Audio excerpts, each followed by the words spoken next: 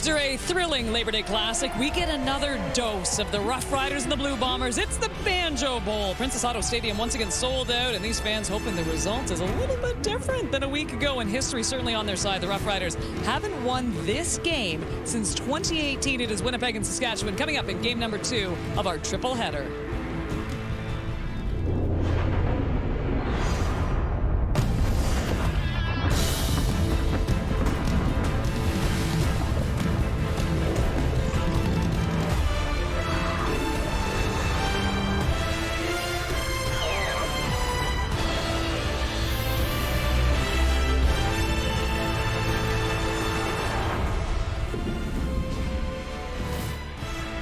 The Roughriders' fearless leader, one and only Trevor Harris, coming off an okay game. He was 17 of 27, 219, 1 TD, but certainly enough to push his team to 9-2 on the season. And now Trevor and company looking to do something that hasn't been done in 7 years and come up victorious in this Banjo Bowl. Ontario Wilson, he's back! Coming in to help the receiving core and Dick Dembski over there. This is the player to watch tonight, I tell you. If he can get it going, the Winnipeg Blue Bomber fans are going to be excited. Well, the player they have to get going more than anyone is this man. Last year's MOP top Canadian Brady Oliveira. 5 touches for 24 yards? You're not winning any games like that, Winnipeg. You need to touch the ball at least 20 times if you want to win. 20? One carry in the second half of that one. We're all scratching your head, especially he was coming off arguably his best game of the season, and then to have a game like that, I'm sure some changes will be made, and some changes will be made to the stadium very soon because fans will be coming in for the third part of our triple header. It's the rematch of the Battle of Alberta, but first we have the Banjo Bowl, and you mentioned Pokey Wilson too coming back with the news that Dalton Schoen is now done once again with a torn ACL. I mean, that's just brutal. This is going to be so key for them, but overall, this could be an absolute monster statement game when it comes to your Saskatchewan Roughriders. They are 9-2 on the season, and my goodness, if they push themselves to 10, and also for the Winnipeg Blue Bombers, I mean, sitting at 6-5, you know, to go to 500 on the season, that is just not going to be great, but as we see, history on the side of the Bombers in this game. Enoch, how do you think this one will play out? Oh, it's going to be an interesting one, Cade, and you look at the game that happened last week on Labor Day. Zach Collaros didn't have a terrible game. Yes, he threw an interception late in the game, but it wasn't a terrible game. What I'm looking at is the defensive line by the Saskatchewan Roughriders. I mean, it was just tough on Zach Collaros. They made his night a living. It was miserable for him. And you look at Malik Carney. He was the one that really, in my opinion, was the guy. He had a pair of sacks last time, but not just the sacks. It's the pressure that he was able to put on Zach Collaros. And Coach Mays did a great job of moving him around, whether it was a defensive end, isolating him against the guards, or even against the center. This is the guy to watch tonight because Zach Collaros is going to try to get the ball to Ontario Wilson. How much time will he have? And this guy's going to have a lot to say about that. Well, I knew Kate wasn't coming to me first because you said you're Saskatchewan Roughriders. I did not say that. Yes, did I? Did I really? She was talking to the she was talking You know what's really interesting? That's a total Freudian slip, I promise. Trust me, I don't know that I do that. Because if you'd have came, I would have been like, not mine. Nothing. Well, you know what I will say? You're Winnipeg Blue Bombers. And you're fine I'm always with that. neutral. I'm always come on. right. You're the most unneutral person when it comes to the Bombers. I love everyone. And blue and gold. But you know who controls this game more than anyone? Who's that? A.J. Ouellette. I agree. A.J. Ouellette. In their victories, he's had average 81 yards, and their losses, 37 yards. So just get him the ball. Because once they get him the ball, that's going to do two things. It's going to get the momentum going for there. It's going to get that crowd out of the game. Just like in Saskatchewan, if you can get the crowd out of the game, you have a great time to win. In Winnipeg, it's the same thing. With this crowd, another sellout, they're trying to get in this game. You get Brady Oliveira the ball, you slow down the game, you keep Zach and that offense off the field, you'll win this game. So if the Winnipeg Blue Bombers cannot stop AJ, they will not win this game. Guaranteed. Whoa. I do wonder what kind of adjustments they're going to make. He had 89 on the ground in their last game, too. I mean, and you got to think, we talk about all these games and these rivalries and the beauty of playing teams back-to-back. I mean, we just heard from a lot of the people at the Elks and the Stamps what adjustments they'll be making. You think they're going to slow down AJ today? They're going to try to, but I don't care how many adjustments you make. If I'm just smacking you in the face, if you can't stop me, there's nothing you can do. Sometimes you can know what the opposing team is doing, but if they're just better than you, there's nothing you can do. So they'll try, and we'll see what happens. All right, you guys have sold me on this one. It is Milton Stiegel's Winnipeg Blue Bombers. It is Enoch Mwamba's Saskatchewan Roughriders going head-to-head. Hey, look, I'm just throwing myself under the bus here. So, Zach Collaros looking for another monster performance. Kickoff from Princess Autos next. Go Riders! I love everyone.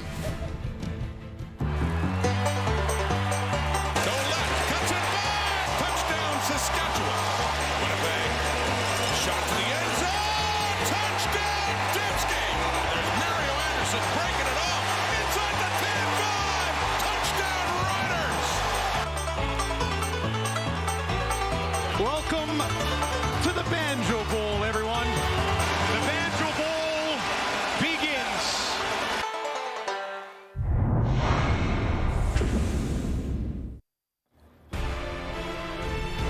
Edwin Pindle of New Westminster, BC. This is your chance to win big. Thanks to Save on Foods' $1 Million touchdown to win. If the kickoff is returned for a touchdown, you could win groceries for a year. If 2 kickoffs are returned for touchdowns, you could win $1 million. Let's get you to Rod Smith and Paul Lapolice. Thank you, Kate. Part 2 of our triple header. Part 2 of the home and home between the Riders and Bombers. But to everybody here, it is quite simply the Banjo Bowl. And our thanks to Savannah Ginter for setting the scene with her banjo picking skills as we get set for the duel of 2 Western rivals again, meeting in the Labor Day Classic last Sunday, Lapo, and it was a close one.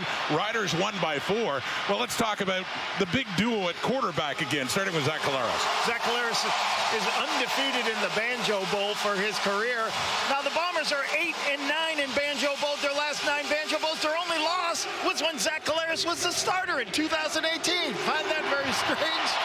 And on the other side of the field, Trevor Harris, a TD pass today will give him 200 career TDs. He's 18-8 as a starter in SAS, trying to sweep the Bombers for the first time since 2018.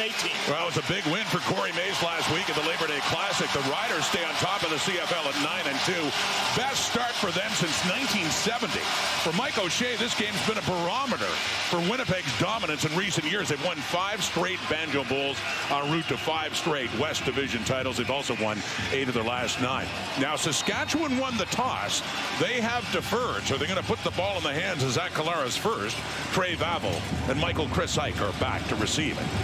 2025 Banjo Bowl underway off the foot of Brett Lother and comes down for Vavel at the 20. And gets just up across the 32 for Zach Collaros. As Lapo mentioned, last time Saskatchewan won here, he was the Riders quarterback. He's won 5 of these in a row.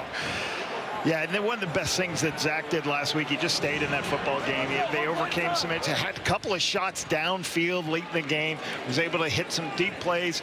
They've got to get going. They got to protect the quarterback better for them to have any success tonight. 5 sacks given up last week. Last Sunday, they opened up a 10-point lead before the Riders came back. Riders led by 14 in the 4th quarter before the Bombers came back. Nearly tied it at the end. Brady Oliveira running on the first play. He had only 5 carries for 24 yards, his least productive game last week in Regina.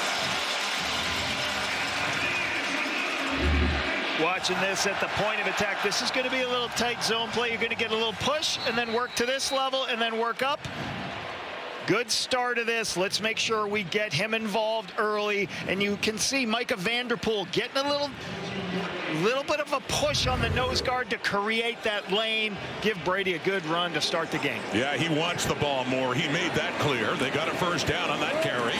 Going right back to number 20, Brady Oliveira, as he pulls his way up to about the 52-53 as we take a look at that Winnipeg offense. Micah Vanderpool gets his 5th start. He's a game-time decision at left guard, going over for Gabe Wallace, who is down. And we just started talking about Brady Oliveira, 5 carries, 24 yards. The Bombers, everybody in Bomberland wanted to see last year's MOP get more touches in the football game. That's Jason Hogan's job today. Make sure, you know, the Saskatchewan Roughriders last week said, hey, we're going to blitz you. We're going to send extra pressures.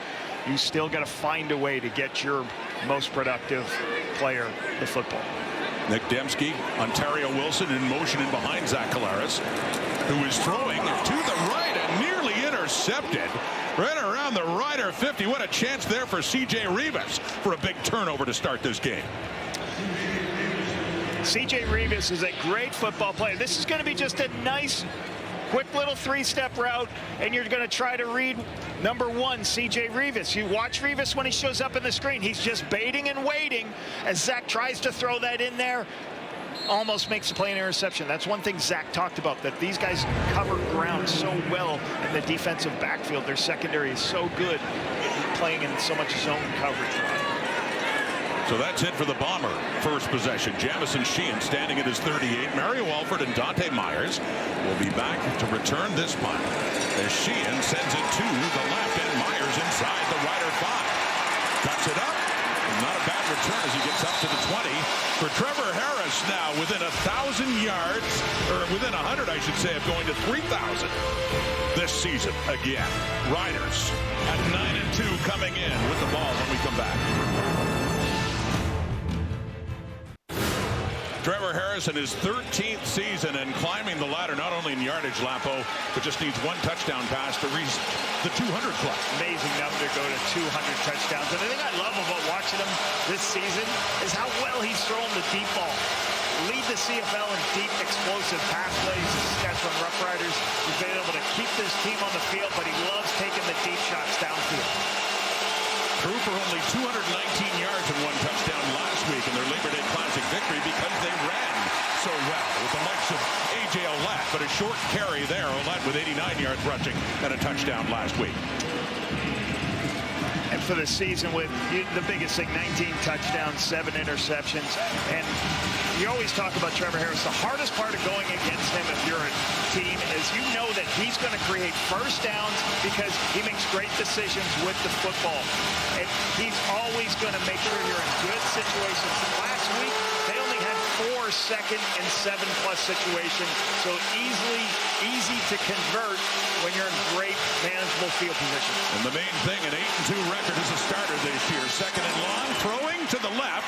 It is caught. Coming back to the football is Joe Robustelli. Needed to get up to the 30 for a first down. He is shy. We got a third down coming up here for the Riders. Robustelli getting a nice, so you're going to have a curl and then an 8-yard in-raking route. And what you try to do is you read the underneath coverage. If the guy expands too much, you cut right underneath it and try to get the throw. Too low of a zone player doesn't give him the opportunity for the first down. Babel back for the return. It is Joe Couch, the Rider punter, standing inside his 15. A 2-and-out for Saskatchewan's offense in their opening possession. Sending this one and pushing Babel back inside the Bomber 25. Lost the football and just narrowly recovers that with some heat coming in. And so it is Bomber football. And there he is, Pokey Wilson, who tried it with the New York Jets, recently let go, and back to the Blue Bombers, where he was one of their top receivers, their top rookie in 24. You think about it, you lose Dalton Schoen, and all of a sudden Pokey Wilson is able to come in. Was really enjoyed watching him last year. Early in the season, if you remember, Rod, he had a 13-catch game against the Calgary Stampeders, 201 yards and a TD. Explosive, high points of football, can see, really sees zone and man and able to know the difference of where he's going to sit in zone plays. Claris rolling right, short pass Nick Dembski, and he is caught in behind by Roland Milligan and pushed out of bounds for a loss and a second and long coming up against that Saskatchewan defense. Malik Scoop Carney was a force last week, tied with 6 sacks, first on the team, had 2 last week. They moved him around defensively. You'll see him in different spots today. Hey, I'm telling you, watch this guy every play. He is the disruptor on defense. C.J. Rivas, he doesn't get enough credit for what he does. And Tavon Campbell, we don't use this term often, Rod. Pick 2, crucial point last week, sealed the win. Had a great talk with him about his career and how much he enjoys playing in Saskatchewan. A loss of 2 on that completion to Dembski. So down to the second and long, it is caught as the Bombers say welcome back Pokey Wilson with his first catch in 2025 and a first down for Winnipeg. Wilson on a deep out-breaking route. Watch him put his foot in the ground, how quickly he speed cuts, gets to the sideline. Campbell's in a position where he's too high. breaks it off. Zach gets a great read on the corner, running underneath, just throws it out, lets him run underneath the ball. He had 71 catches for over 1,000 yards and 3 touchdowns last season. Their leading receiver in their Grey Cup loss to the Argos last year, he had 5 for 99. 1st and 10 up at their 44. Back to Brady Oliveira.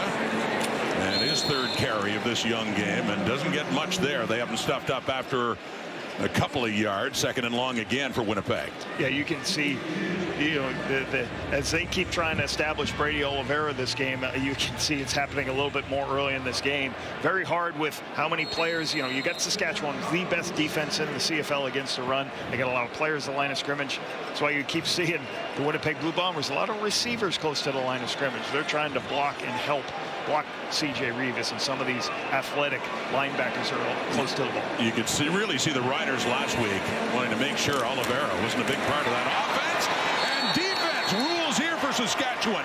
Again, they had 5 sacks of Collaros last week. Malik Carney had 2 of them. He is coming in along with Shane Ray.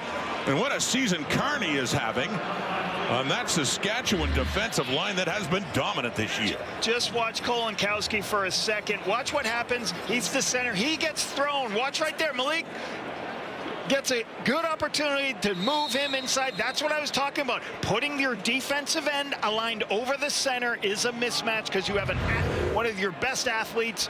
Very good move by them, and then the rest of the cavalry comes in to get the sack.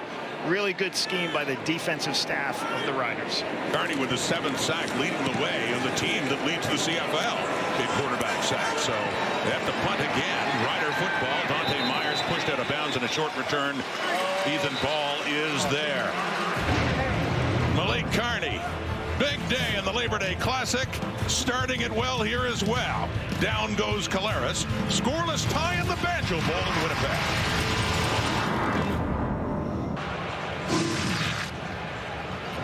Does this look familiar from last week? The leading sacking team in the CFL. Micah Johnson throws the center out of the way to get a sack. C.J. Revis is involved in here on this one. There's Malik Carney making the right guard miss last week. And a little bit of twist. Quarterback has nowhere to go.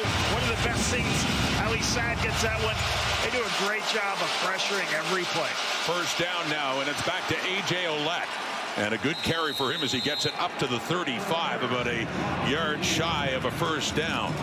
Have a look at that Rider offense, Lapo. Jamarcus Hardrick comes fan favorite back to Winnipeg. First banjo since he left. Are the Rider fans in the end zone? Are there any of them anywhere? Do we get a jump into the crowd? Tommy Neal. 3 catches, 86 yards, huge touchdown last week.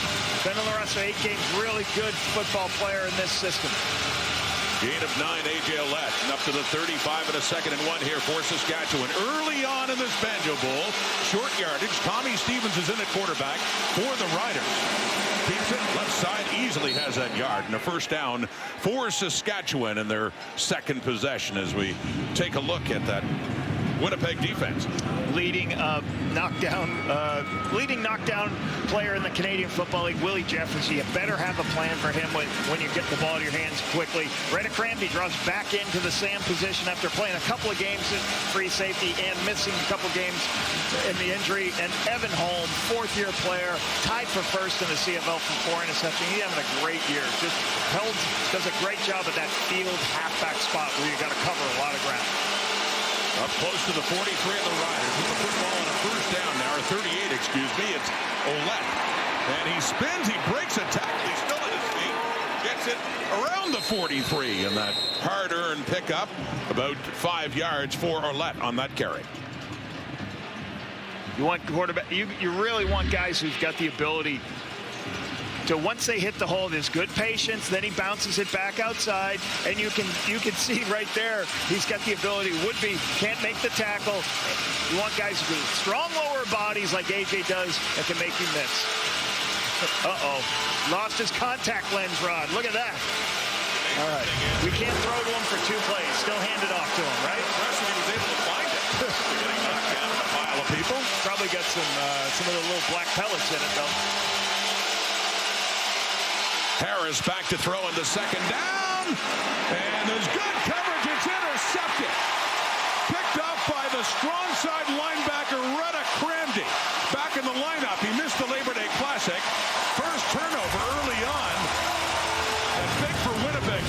-8 and the turnover ratio this season so far. They have the football. Thanks to Cramdy at their 35.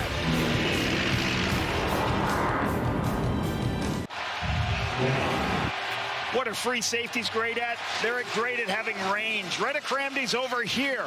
And then he recognizes, as Trevor starts to look to the left of the field, he notices, hey, his eyes are going to the left. I'm going to get off my hash mark. If you can see him sitting right on that hash, you can watch him running all the way across the field and gets in a position to make the play over the top of Robustelli. That's what you need from your free safety. Range and can run and catch the ball in the air. Retta Cramdy. First interception of the season, Lapo, for Cramdy. So running the football are the Bombers, and that first down play back to Brady Oliveira. And a short pickup there. Bombers definitely trying to establish the run, get Brady some touches. The one thing you do have to worry about, I know you want your best player to get the football, but you are facing a team that is the best in the CFL against the run. You have Zach Collaros. You have to mix up what you're doing, because it's hard to live in this 2nd and 9 world all game against a team that's going to lead the CFL in sacks. So they got to make sure they're productive on first down. He was coming off his most productive game week before in Montreal, 137. So throwing here in second. Long it is caught. Now Dembski already had a catch for -2, positive yardage there, but he had already extended his streak. 83 straight games now with at least one catch. Dembski's saying, hold my drink to Pookie Wilson, as it's the exact same play that Wilson got. Get some depth, run to the sideline. If the corner runs underneath, you can throw it outside to Dembski. Good speed, good vertical stem by Dembski. What that means is vertical presence, and then falls out to the flat. Zach throw a great ball. Up to the 47, complete now to Ontario Wilson. Pokey Wilson has it down at the Rider 35, and another big first down for Winnipeg. A little bit of play action here. So you're going to get a vertical presence, and then you're going to slip behind that player. The first player is clearing out. The second player is going to just kind of be in the wake. If you can see Wilson, he's going to sit in that dead area right behind the linebackers in Saskatchewan zone there. But great clear out on the outside, the inside receiver to give Wilson, and a great throw by Zach. And a gain of 29. Wilson now, his first game back with the Bombers, 2 catches for 48. In business now. Inside the 35, running back to Oliveira. Works it down to about the 30. On that carry, as they're certainly giving him more touches right now. Oliveira, already he has as many runs as he did all game in the Labor Day Classic last Sunday. And you can see a lot of personnel coming in and out here. The Bombers are trying to handle. Last week, the Riders just kept blitzing and blitzing. You see them trying to say, hey, listen, if you're going to blitz people off the edge, we're going to have a fullback in the game. We're going to have a tight end in the game. So if you try to outnumber us, we're still going to get Brady Oliveira touches. Last week, it was a 34-30 final. There were no points scored in the first quarter. Still scoreless here. Winnipeg starting to press. More pressure. Collaros, he does get rid of it. Oliveira makes something out of that. And close to a first down as they got the heat again, the Riders did on Zach Collaros. Sometimes pass rushes. Incomplete pass, Lapo. Sometimes it's all about just denting the pocket. If you watch Micah right here, Micah Johnson, you put him in one-on-one, so the center snaps the ball, he spins, and now there's the pressure Zach feels. Quarterbacks want a pocket to throw from. The guards in the center are responsible for the depth. They got to hold the depth so he can take that drop and throw the football. And you see it did hit the turf just as Oliveira was catching it. No catch, so field goal try for Sergio Castillo from the 39 out. And splits those uprights perfectly. Just under 3 minutes to go until quarter time, so we don't wait as long for the first points of this game. They belong to Winnipeg, a 3-0 lead in the Banjo Bowl. Last week's Labor Day Classic came down to this at the end of the game. Winnipeg trying to tie it, and a 2-point try after a touchdown. Intercepted by Tavon Campbell, who ends up with the pick 2 to seal the deal. Back in Saskatchewan. Let's head to Britt Dort. Yeah, and Rod, he told me he's actually still upset it doesn't count as a pick six, but he'll take the pick two. He is really enjoying his time back in the CFL. He has spent the last 6 seasons down south in the NFL. Now, one of the reasons for his return to this league, Corey Mace, who he actually knows from his first stint in the CFL. He was drafted by Calgary. Corey Mace was his teammate. He said back then he even already seemed like a coach to him. Now, they actually share an agent. So when Campbell's agent called him and said, hey, remember Corey Mace? He said, of course. Well, Corey Mace then got on the phone with him and said, come back to the CFL. We have an opportunity for you. He told us, I had to think about it. I wasn't sure I was in the right shape to continue my football career. But, guys, I think it's working out for him so far. Working out well. Thank you, Britt. Play action pass here for Trevor Harris to start things off. And tipped, and nearly another interception. The Bombers already have one. And that one coming in. Dexter Lawson.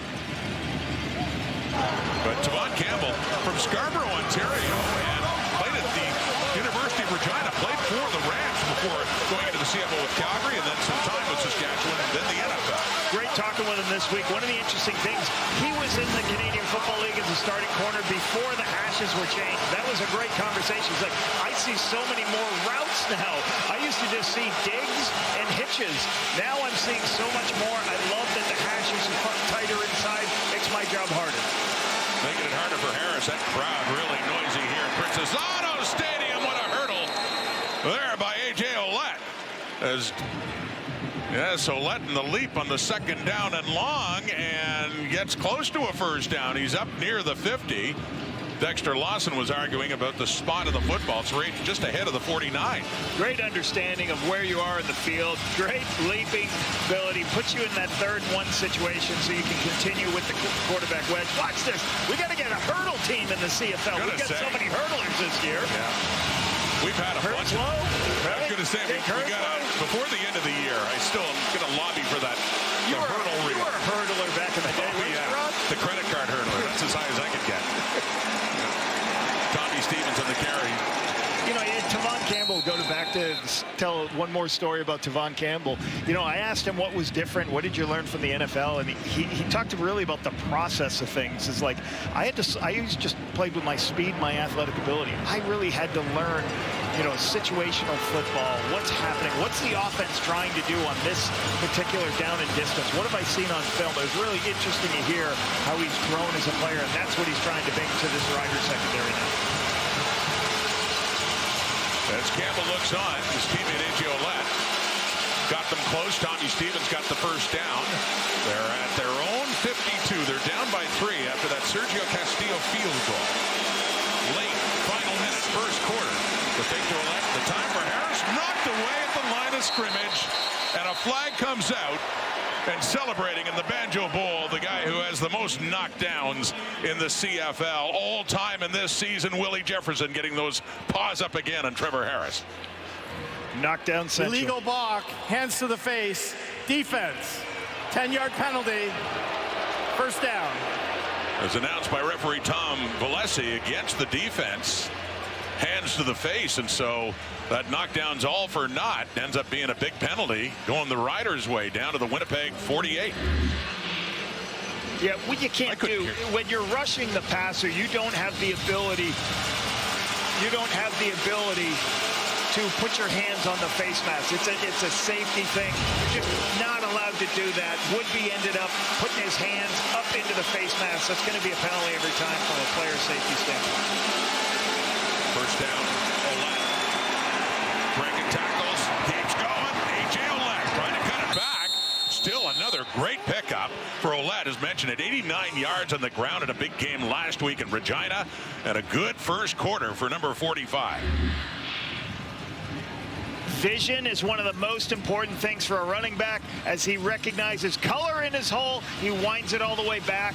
Some of the defenders had lost contain. He now flips the field because there's nobody to contain. Big game, jumping outside for A.J. Ouellette. Gain of 18, he has 4 carries for 34 yards. Clock ticking down. This could be the final play of the first quarter. Riders now in scoring position. On the toss, Mario Anderson Anderson with a couple of touchdowns running, and the helmet falling off his tackler, Kyrie Wilson. But Anderson was quite a story with only 3 carries, 2 of them going for TDs last week in that victory over the Bombers. Saskatchewan trails through the first 15, but they're on the verge of changing that. Getting close. Another great tradition in the history of the Riders and the Bombers, the Banjo Bowl. Through one quarter here in Winnipeg. The second straight week, it's a low-scoring start between the Riders and the Bombers through a quarter of the Banjo Bowl and a 3-0 Winnipeg lead. And those numbers pretty close as you might expect the way these teams have been. Here's one of the reasons Saskatchewan Roughriders is so dangerous as a football team. They only got 16 yards passing right now, but they got over 45 yards rushing. They do a good job running the football, second in the Canadian Football League. So this is a team that, hey, if they're going to take away the pass game, we've got the ability to run the football. One of the big differeces, certainly on offense, Lapo, last week is Saskatchewan's ability to run the football, and Winnipeg really choosing not to. Only 5 carries for Brady Oliveira. A.J. Ouellette had a busier Labor Day Classic and a good start in this one. Oliveira's had 5 carries already as Winnipeg is trying to change things and get that running game going. But it's Rider football. Down 3 to start the second quarter and down to the Winnipeg 25-yard line for Trevor Harris as the crowd here at Princess Auto Stadium gets louder. Harris to the right. Open. Caught. Keyshawn Johnson. First catch of this game and a first down for Saskatchewan inside the 15. I always call this is the Canadian Football League's favorite route. You're going to run that guy on an under, and if that guy chases, then you're going to throw this throw on the sideline. You go ahead and run it now. Watch, vertical presence, snap out. Once the corner steps inside, you can get the throw on the outside. Beautiful throw to Keyshawn Johnson. Last week at 5 catches for 45 yards. He leads the Riders in yardage coming in at 839. Add that total to it as well at a 1st and 10. Harris again, handing off. Mario Anderson, another carry for him. His second of this ball game, as mentioned, he only had 3 carries last week in relief of A.J. Ouellette, and 2 of them went for touchdowns. Great flexibility to be able to have a second running back on the roster, have a guy who, an American running back on the roster, should say. And he looked different, Rob. When he had a couple of carries, he just looked quicker and faster. It's one of those guys like, I'm not getting a lot of carries. You give me a carry, I'm going to get extra yards. I'll give you all the effort I got. And Ouellette brings the thunder. We know that. He brought a bit of lightning, too. After contact, Anderson, good run for touchdowns. You see Ouellette back in there beside Trevor Harris now. Off to the left, caught. Oh, and dropped to Joe. Joe had it. Is that a fumble? Kyrie Wilson recovers it. Looked like a catch by a Joe. Ball came out, and Wilson hopped on it. And already a turnover for the Bombers in this game. On the pick by Cramdy, do they have another one committed by Saskatchewan there? Let's go! Winnipeg football. The fumble by a Joe. You always talk to your defensive players. When the ball is on the ground, you go recover it. It doesn't matter because you never know what's going to happen. That's a completion. Steps are taken, so now it turns into a fumble. You're not sure of it. Always go recover the football immediately. So you're always coaching. Every time in practice, ball bounces on the ground, whether it's incomplete or not, you go chase the ball and bring it down. Well, the Bomber offense is on the field, but this is under review. Was that a catch and a fumble, or was it an incomplete pass? After review by the replay center, the pass is incomplete. Okay. Be 3rd down. So not another turnover committed by the Riders, and the faithful here in Winnipeg didn't like that. So in slow motion, when you slow that down, obviously he didn't have, I guess they're saying he did not have control and did not take enough steps to be controlled. Let's watch it in regular speed and see what it looks like. So Trevor takes the underneath throw right here. Yeah, he didn't look like, when you watch it regular speed, he didn't have control long enough to make that a completion. Huge save for the Riders. So instead of a turnover, Saskatchewan ball, and they'll get a chance to put some points on the board. Brett Lothar, who was 1 for 1 in field goals, had a missed extra point last week in the Labor Day Classic. We'll see Joe Couch put this one down at the Winnipeg 20 and a chance to tie this ball game. From the right hash for the veteran Lothar.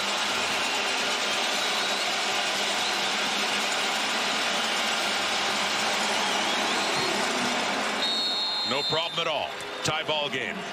Field goal by Lothar. After the field goal by Castillo. Princess Auto Stadium. Banjo Bowl Saturday on TSN. We'll be back. There is Murray Clark, the side judge for today's game. Congratulations to him. This is game number 600 in the CFL. Lapo, he started officiating games in 1992. Top 3 all time. He's worked 10 Grey Cups. What a career, and it's still going. Yeah, great career for Murray. Congratulations on 600. I apologize for screaming and hollering at you from 2010, 2012 when you were a referee, but congratulations. Great career. Still blistering from those rebukes from Lapo back in days as head coach here in Winnipeg. From the 40, 3-3 tie, Winnipeg football. Brady Oliveira putting that head down and pushing his way through. A lot of grit, as we've seen from number 20, a lot to pick up 5 and set up a second down. Kolinkowski, center, does a really good job creating a little bit of space for Brady. Good patience by Brady, bounces it outside, getting forward, trying to get yourself in good situations. This is what they weren't in last week. They didn't have a lot of second and shorts. They were in second and extra all game. This puts them in manageable positions. 6 carries, 32 yards now. He's exceeded what he did last week in the Labor Day Classic, and he's getting more here. And this is my point right here. This big run right here, this run doesn't happen last week. Why? Because they never had 2nd and 3. So if you want your tailback to touch the football, you got to be productive as an offense on 1st down. You can see this is just a nice, easy downhill run, and can go fall forward for 3 yards. That's what they got to continue to do, because if you don't get a lot of football plays, your tailback's not happy, your receivers aren't happy, nobody's happy. So they got to keep staying on the field, get manageable situations. Well, you know he's happier for sure. Back-to-back running plays and a 1st down to the Bomber 50 in a 3-3 tie, 2nd quarter of the Banjo Bowl. Clara's throwing deep over the middle, and it's caught. Dembski again. He had a touchdown last week in the Labor Day Classic, and he has been money for Caleros. Is again there. 1st down inside the 40, down around the 37. Dembski's going to just wrap. He's going to work for a little bit of width, and then he's just going to wrap to the middle of the field. Catches it right over the top of Jameer Thurman. Zach places this as a great throw. He knows he's got to get it over the top of the linebacker. Trusts his great receiver to go up and make the catch. As mentioned, 83 straight games with at least a catch. Last week, 7 for 89 and a touchdown. Came in over 6,700 yards. Or 674 yards, excuse me. Look at what he did last week in the Labor Day Classic. Last week, this seam pass down the middle of the field for an explosive pass play. A little bit of shovel pass action. He's so good with the ball in his hand. Get him other opportunities. Screen passes on the perimeter. Get this guy the ball as many as he can. And then when coverage breaks down, throw him a corner route for the touchdown. Bomber fans have seen a lot of corner routes. Zach Caleros to Nick Dembski over the years. That helped cue the comeback, too. They were down 2 touchdowns in the 2nd half. Pressure, Caleros again. This time he gets away. Going to take off inside the 25. Caleros goes down, and he rolls, and he picks up another 1st down for Winnipeg using his feet.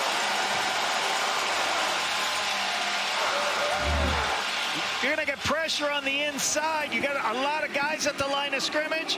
Once that happens, they're all trying to get one-on-ones, but then they twist. Zach recognizes Malik Carney's out of position. He goes to scramble, gets the extra yardage. That's a huge save because they don't want to take a sack where they were at. Would have taken them out of field goal range. So great scramble by Zach.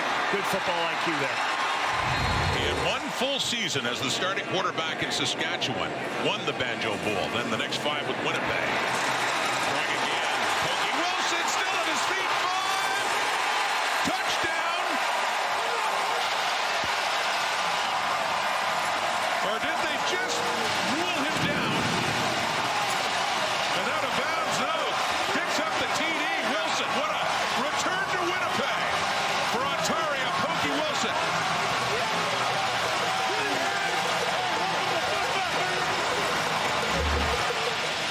We'll see if he gets there.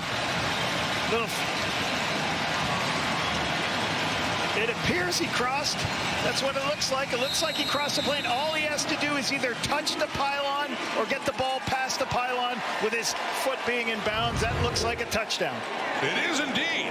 6 points, made 7 by Castillo. On that connection, the Bombers welcome back Pokey Wilson. And that pays off with his 4th CFL touchdown. Had 3 a year ago. What a return for number 80 Winnipeg. Bombers lead in the Banjo Bowl.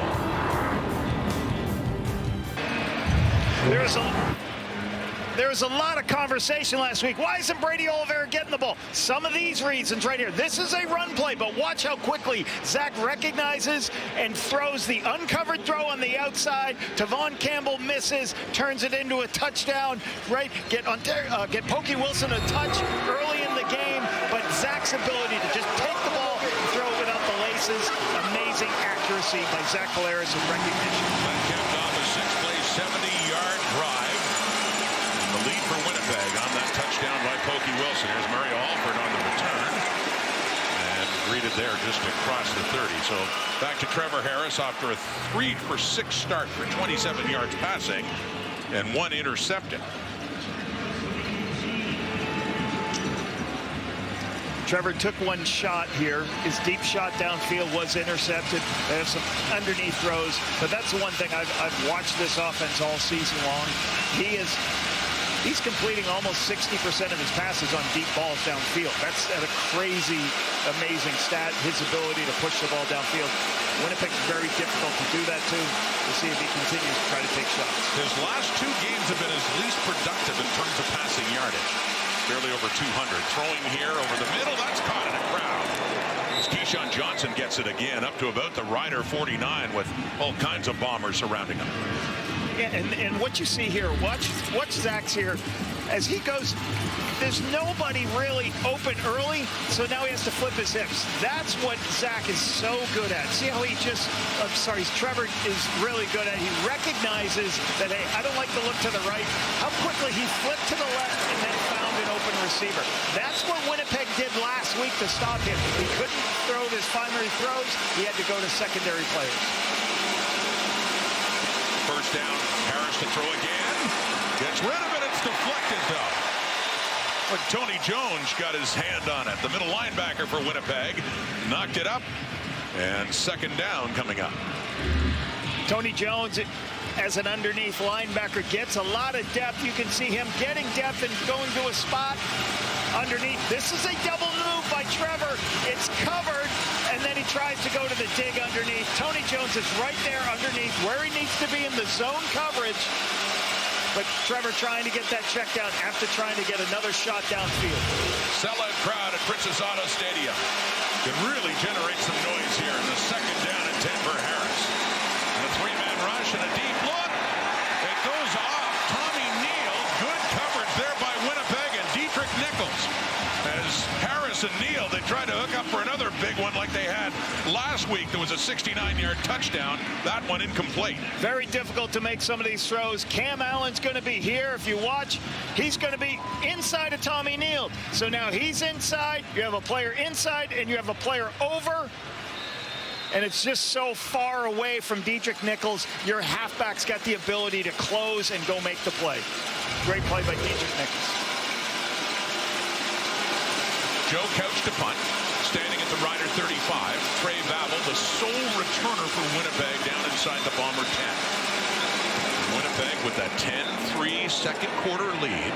Getting the ball back with Babel taking 10 and 15. And that's a little burst there, but he gets tackled by Jaden Dahlke. Not the happiest of weeks for Brady Oliveira after the Labor Day Classic. Britt Dort's going to have more on Brady's story coming up.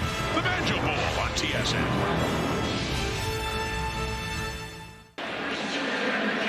We're in the second quarter only, and Brady Oliveira already has more carries and more yards than he did all of the Labor Day Classic. Britt Dort, I think he's a bit happier now. Yeah, he definitely wasn't happy about it, Rod. He told reporters this week that he was practicing, quote, pissed off, because he was really upset about that.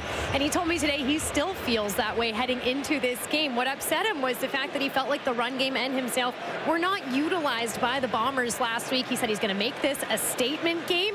When I asked him what upset him the most, he said losing a game that I felt like I could have had my hands on the ball more to make a difference. And Brett, that came after a game in Montreal where he made a huge difference. Ran for 137. They set up a screen to Oliveira. Gets it up across the 30 to about the 32 on that first down carry. Here's what I like about that call right here. This is a screen pass. It's a touch to Brady. Let's not talk about run game. Get Brady Oliveira touches because he's a great football player. You're facing the best run defense in the Canadian Football League. So find different ways to get him touches. I like that call right there. You've got to make sure that your best players can get touches. Last week, they did talk about we had a lot of run pass options. Well, there are sometimes you better just hand it to your best football player. That's going to happen sometimes. I wonder if you'd know anything about offensive coordinators getting a little bit of heat from fans for play calling. Oh, my God. Lord, I'm like the Billy Martin of this. I've been here 3 different times, and even when we had great offenses, people were complaining about the offense. You can relate to what Jason Hogan goes through. Here's Oliveira running again, and I'm getting it up near the 40.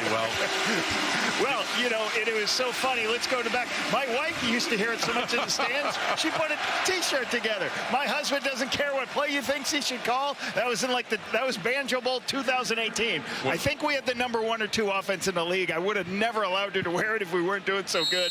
But you know, you got to have a thick skin to coach here. You've got to make sure when you're coaching. Like I remember a quick story. I was reading the paper one day after a game, and I'm having some cereal, and I'm like, and all of a sudden I say, hey, things could be worse. You could be the offense coordinator of the Winnipeg Blue Bombers, the article started with. I'm like, wait a minute, I am the offensive coordinator of the Bombers. Oh, things people don't hear about. The throw by Collaros, caught by Dembski. Good run afterwards, 2 inside the 30, now close to the 25. Another big play. Collaros to Dembski, first down Winnipeg. Once again, zone teams, you got to get clear out routes. Nick Dembski's going to show up in your screen at one point, but watch right here. You have clear out routes. I believe that's Clarcius clearing out the space so you can create the opportunity. And once again, Zach is on point, throwing it over linebackers and putting a little bit of air on it to get it to Nick Dembski. See, I think the fans like Jason Hogan's They're loving Jason Hogan's call right there. Call. Yeah, never a problem with that. No. Call only the ones that work, as a coach used to tell me. Big plays win games. Get back in the good books again. Back in the ground, Oliveira. Ball's out. Riders, they had a chance. Looks like Winnipeg got it back. As a couple of Riders had a shot at it, and it looks like it's Dembski. He's the one that recovered it after the fumble by Oliveira. Nearly a costly turnover, Winnipeg. A couple of receivers close to the box trying to help block. Great, they're around the ball. When the ball's on the ground, go recover, chase the ball. What an amazing football player. Doing everything in his power to help his team. Big catch, then recovers a fumble. Nick Dembski, great football IQ. I was going to say, this is the Nick Dembski drive in more ways than one now at the big catch. And there's a big fumble recovery to keep this thing going. And second down and 10 at the 26. Pressure on Collaros again, and a flag comes out. He takes off again. Another running play for him as he gets tracked down, but is this a hold coming up against Winnipeg?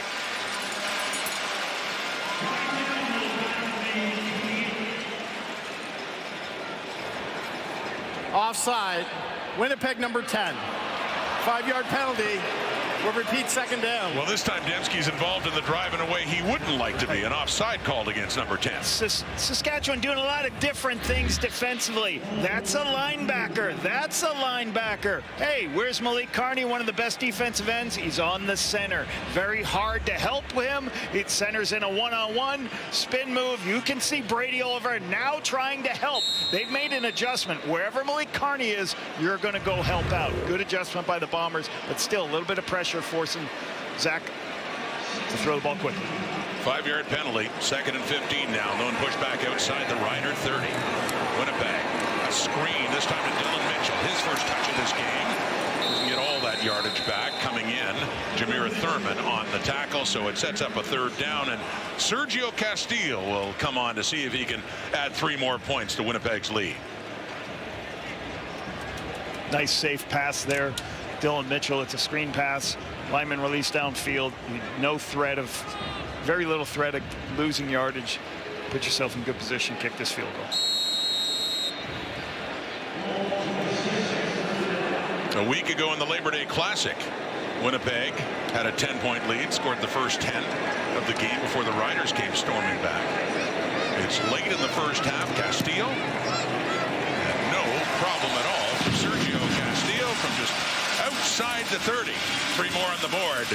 13-3. Winnipeg with the lead. Well, don't miss an unprecedented all-access look at one of the NFL's top teams.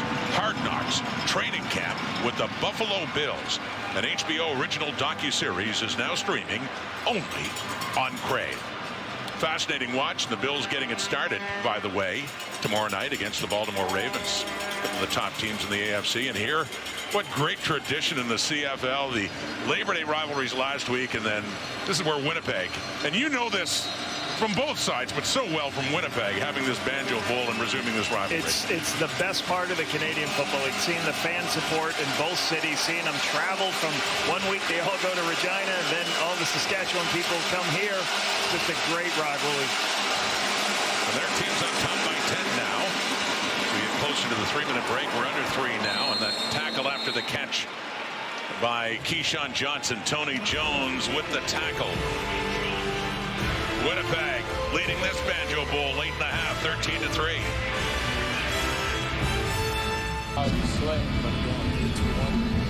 Well, I have fantastic news. I've replaced Milt Stiegel in Enoch Moa. Enoch, get out of here, man. Tom Rhymes, he proved himself on the panel. I'm back to work. Tom, you dressed a little bit. Royce met you here. Are you staying around as well, too, or you got to get out there? Well, I'm probably going to have to get going. All right, they're coming up next. He's not ready. He's not ready.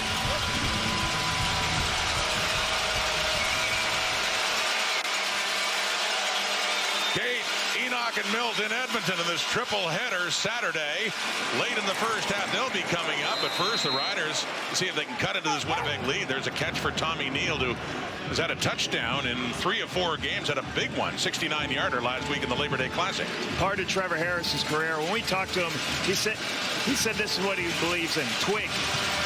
Take what is given. And that's what he's had such a long career. That's why his offenses stay on the field. Got a bunch of routes going downfield. What's he do? He throws Tommy Neal the ball out on the sideline. Tommy catches it for a 4-yard gain, turns it up to a 6-yard gain. Take what is given, what he's been great at in his career. So on second down now, here's Harris to throw again, to the right again. Not too far for Joe in his second game back with the Riders after being let go by the Indianapolis Colts. And he did have a catch for a 2-point conversion, a big 2-pointer in that Rider victory in the Labor Day Classic last week. Fan favorite of Joe, and really enjoyed watching him progress last season, and it's great to have him back in the league. Bringing a lot of passion and energy to that Saskatchewan dressing room. Talk about returning players. Pokey Wilson, too, for Winnipeg, has a touchdown in this game. It's Joe Couch standing back to punt it from the Rider 45. Trey Babel is coming in this time. Takes it at about the 12. Babel. And hauled down by Kerfella Exame. Well, yes, Pokey Wilson, with all the injuries at receiver for the Bombers, what a great acquisition, getting Ontario Wilson back. Here's what Zach had to say about that. It's great to have him back. Great personality in the locker room, obviously. Super talented football player. There's a reason that he was down there, trying to latch on to a team. He does a lot of things well with the ball in his hands. Runs great routes. One of the best trackers of the football I've ever been around. A lot like, Kenny in that respect, a lot like Nick as well. Just kind of a different form of tracking the football. But yeah, just excited to have him back for sure. It's paid off, 3 catches, 72 yards, and a touchdown. Little play-action pass coming up here, and it's a deep shot. Collaros for Dipsky, and brilliantly, Roland Milligan got in at the last second to get his left hand on it and knock it away.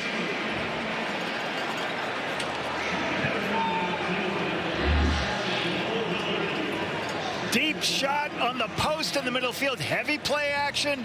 Really good. DeMarcus Fields comes off his receiver to make a play, get underneath it, but Roland Milligan using that long arm of his, getting in. And the best thing he did, his right hand did not get involved with Dembski. A lot of guys are going to grab him and hold him. Just puts the hand up. That would have probably been a touchdown if he doesn't make that play. Great play, Roland Milligan, using his speed and ability to run across the field to make the play. The CFL's Defensive Player of the Year last year. He had 8 interceptions. He has 4 heading into this game. Running a draw here to Dembski on that second down play, and not enough for a first. He picks up about 5 yards, so got a third down coming up here for the Bombers. 2:06 to go until halftime. Draw play keeps the clock running so they can run a little bit more clock. Gives them the opportunity, gives the Bombers the opportunity to run as much clock as they can. They don't want to give the Riders an opportunity. They want to try to take as much time off the clock as they can so the Riders have less time to get a touchdown. But there should be enough time for them to go for that. Mario Alford back in the return with Dante Myers. Alford's second game back after missing 5 with a hip injury. Explosive returner, Jamison Sheehan. Back at the Bomber 17, late first half. 10-point Winnipeg lead here in the Banjo Bowl. Alford has it at the 35. Going nowhere. Taken down nicely on special teams by Jalen Smith, the rookie. There's Jamarcus Hardrick. First time back in Winnipeg as a member of the Saskatchewan Roughriders. He was injured a year ago, couldn't play in this game. Oh, he had some tremendous years with your Bombers back then. I loved coaching him. He brought energy every day. He had a smile on his face. His teammates loved him. He was physical, but he also played with great effort. He chased the ball. What that meant is after a run play, he would go down. He'd be the run downfield with the ball. He'd be the first guy to pick up the running back after a play. Great football play. Fans loved him, too, and the way he engaged with them during great years with Winnipeg. The right tackle staying in to protect there, and it gets knocked at the line for Robustelli. So, but the passion he brought, and then the Bombers admitted that he was very important that way as well. Remember this? The Hardrick hop. It wasn't a high hop, but they're holding their life to get him up there. The whole team started doing it. He would always do different things. We used to give a scouting report out on the day before a game, and we'd show the funny things that happened in the week, and DeMarcus every week would be on those sheets doing something crazy that the players love to watch. Oh, they loved him here in Winnipeg, and back. Strange feeling, emotional one for him too, I'm sure.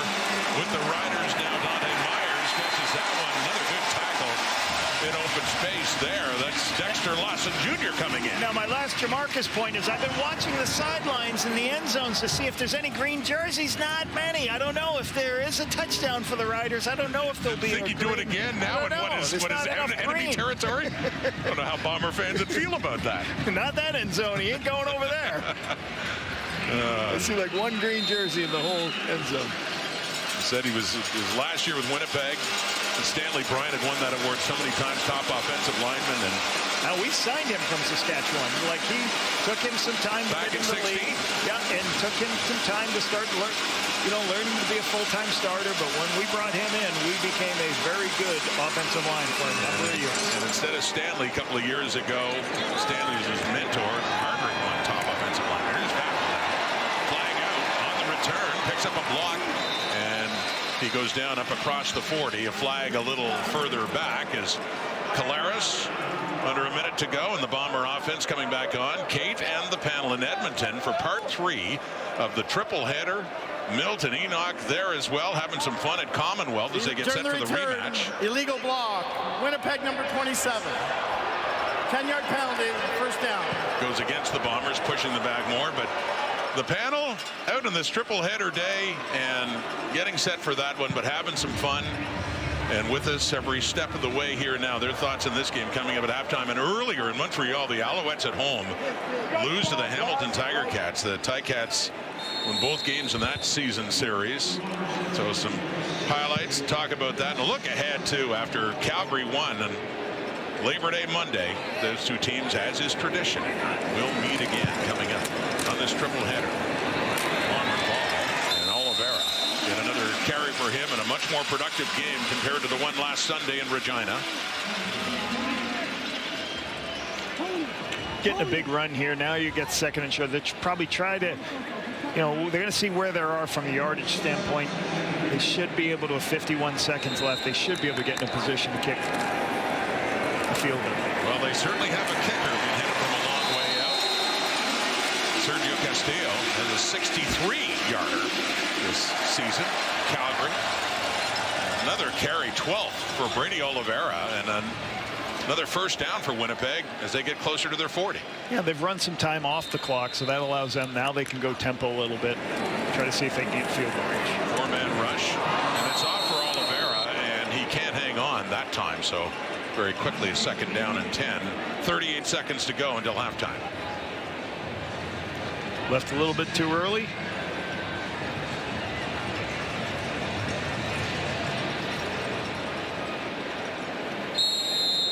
Beautiful day here in Winnipeg. A little bit cooler. Fall is in the air, but just gorgeous for football. And just tremendous atmosphere, like we saw at Mosaic last week. But this stadium fills up, 10th sellout, and a raucous crowd when the visiting team has the football. Second and 10. Pump fake. Deep shot. Oh, it's intercepted. Marcus Sayles got ahead of Pokey Wilson on that. And he still has his return going here with 25 seconds on the clock till halftime.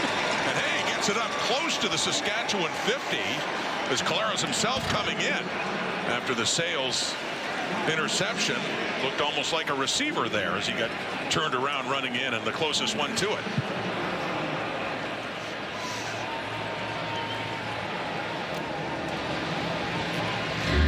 A double move play. What's going to happen? You're going to have a player here. They're trying to move this player, but who they didn't see, Marcus Sayles. That's what you want in a veteran defensive back. Watch, he's watching Zach. He's not going to cover the short one.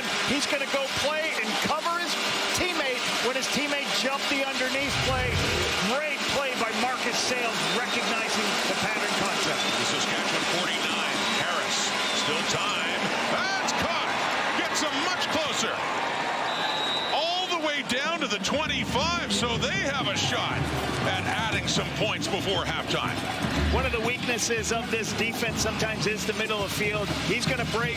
Tommy Needle will break right to the middle of the field, and you see as everybody expanding, looking inside, there's that space right in the dead middle. Trevor recognizing Needle, he hits it.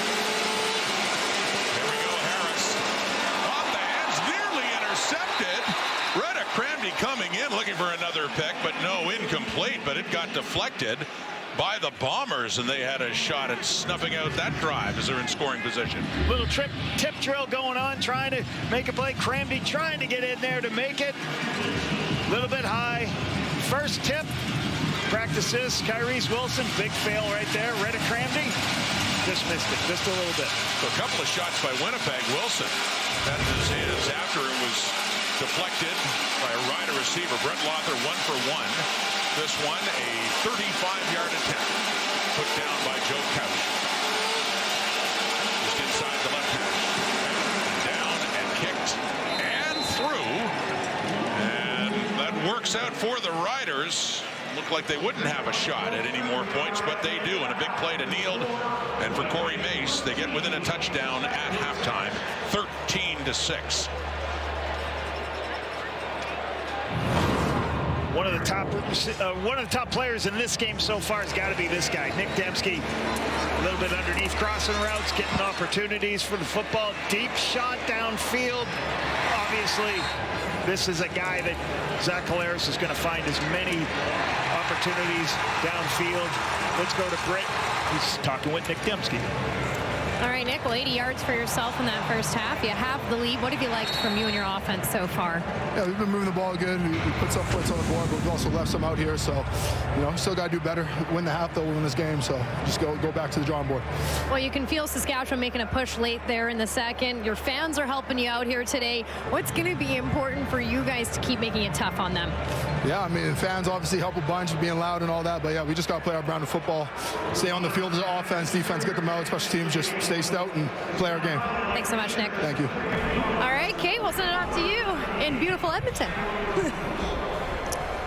Britt, I can't even tell you how beautiful it is. Actually, the sun is coming in so hot right now that Enoch and I had to put on our shades. Milt, though, too cool. He doesn't need shades. He's just cool all the time. Back alongside Enoch Mwamba and Milt Stiegel in a very interesting first half between the Winnipeg Blue Bombers and the Saskatchewan Roughriders. I think we all expected Winnipeg to come out with a little bit of oomph, a little bit more power in this one, considering what happened in the Labor Day Classic. But for Ontario Wilson, we said before this game that he would need to make a big impact for this team. Look, with Dalton Schoen gone, they need guys down the field. Nick Dembski had a really nice first half with those 80 yards as well. But Ontario, he had a phenomenal first half with 72 yards, and no surprise, Zach went right back to him. Without a doubt. And we expected the superstars on Winnipeg's offense to come out and have a great game. You talk about Dembski. Brady Oliveira came in big. Zach, he's okay, but this is a guy I'm sure that they're happy about than anyone else. You talked about it, Kate. Their number one guy, Dalton Schoen, will no longer be on the field this year, so they're needing somebody to step back in. Not necessarily be a number one guy, but somebody who's going to step in and give him another weapon. And I'm surprised that he was able to step in right away. It is not an easy transition when you've been down in the NFL, try to make a team down there with the way the field is structured. There's only 11 guys. You're at a standstill the entire game. And the fact that he was able to come right back in and make an impact is truly impressive. We saw Mackay Polk do it again also last week. So good for Ontario making a big impact with this team because they need it if they want to have an opportunity to keep their playoff hopes alive. Absolutely. That offense needs to find a way to score some points. Yes, they put up some points already in the first half, but they got to continue to do that. And one of the guys, you talked about it at the top of the show, Milt, Brady Oliveira, Ontario Wilson, yes. And when you got Ontario Wilson playing the way that he is, then it also allows Nick Dembski to be Nick Dembski. But this man right here is the guy that you got to focus on if you're the Winnipeg Blue Bombers. The more he touches the ball, the better this team does. 12 carries in the first half. This is what you want to see for the Winnipeg Blue Bombers, and they have to commit and stay committed for the rest of the game as well. The more he touches the ball, it just brings a different complexity to the game, to their offense, and they look that much better. Well, and after just 10 touches in the Labor Day Classic, I mean, we knew that this was going to be, a different game for Brady, and it certainly has been. Now, overall, I mean, the offensive weapons right now that Winnipeg has, they look so impressive in that first half. But once again, the Saskatchewan defense doing actually a nice job at times containing this game. Yeah, they're doing a good job. And the tough part about a good defense, and they had a great performance last week, now you got to duplicate it. Now you got to do it again. And it's tough to do that, but you have to do that. You have to step it up again. Malik Carney had a sack already in the first half. He's got to continue to put pressure on this team, and they got to take advantage of the small mistakes that Zach has made. We saw Sales to make the interception at the end of the half there. They got to take advantage. Right now, the offense isn't really working for them offensively speaking. It's got to come. The energy's got to come from the defense. They're playing good, but they have to play great if they want this team to do well. I'm looking for somebody on the Saskatchewan offense to step up. Yes. Is it going to be Trevor? Is it going to be AJ? Is it going to be one of those receivers? They have to come out there and make some plays. They're still in this game. Winnipeg, they forced some turnovers on defensively by Saskatchewan, but offensively, they haven't done much. And I said coming into this game, AJ is the key. In their victories, he's rushed for average 81 yards. In their losses, just 37. So you got to keep feeding the ball. You got to force it to him, and that will open up to allow Trevor to throw it down the field. But right now, offensively, they haven't done much, which is a surprise because we know how powerful, how explosive that offense can be. So it'll be interesting to see when they come out in the second half. Will they start off with the run? Will they start off with the pass? Whatever it may be, they got to find a way to make some plays. And it's interesting, as you mentioned about the running game. We talk about AJ, we talk about Brady. Both of these teams, they need their running game to be involved in this game. But oftentimes, as we know, the team that gets the lead, now you're the offensive coordinator that's not winning, you're tempted to not utilize the run game. How committed can you be to the running game is going to be the question. Well, and that's the thing. I mean, we don't expect these monster numbers some days from Trevor Harris. He's a great game manager overall, but when you're 8-16 in this one, they're going to need a little bit more from him in the second half. Keep running the ball. I think this is going to be a fantastic second half. Right now, we got 13-6. We'll talk the Battle of Alberta right up after this. 2025 Banjo Bowl underway. Zach Collaros is undefeated in the Banjo Bowl for his career. Good coverage. It's intercepted. Picked up by the strong side linebacker, Retta Crandy. What a hurdle by A.J. Olette. We got to get a hurdle team in the CFL. We got somebody hurdling. Picks up the TD. Wilson. What a return to Winnipeg.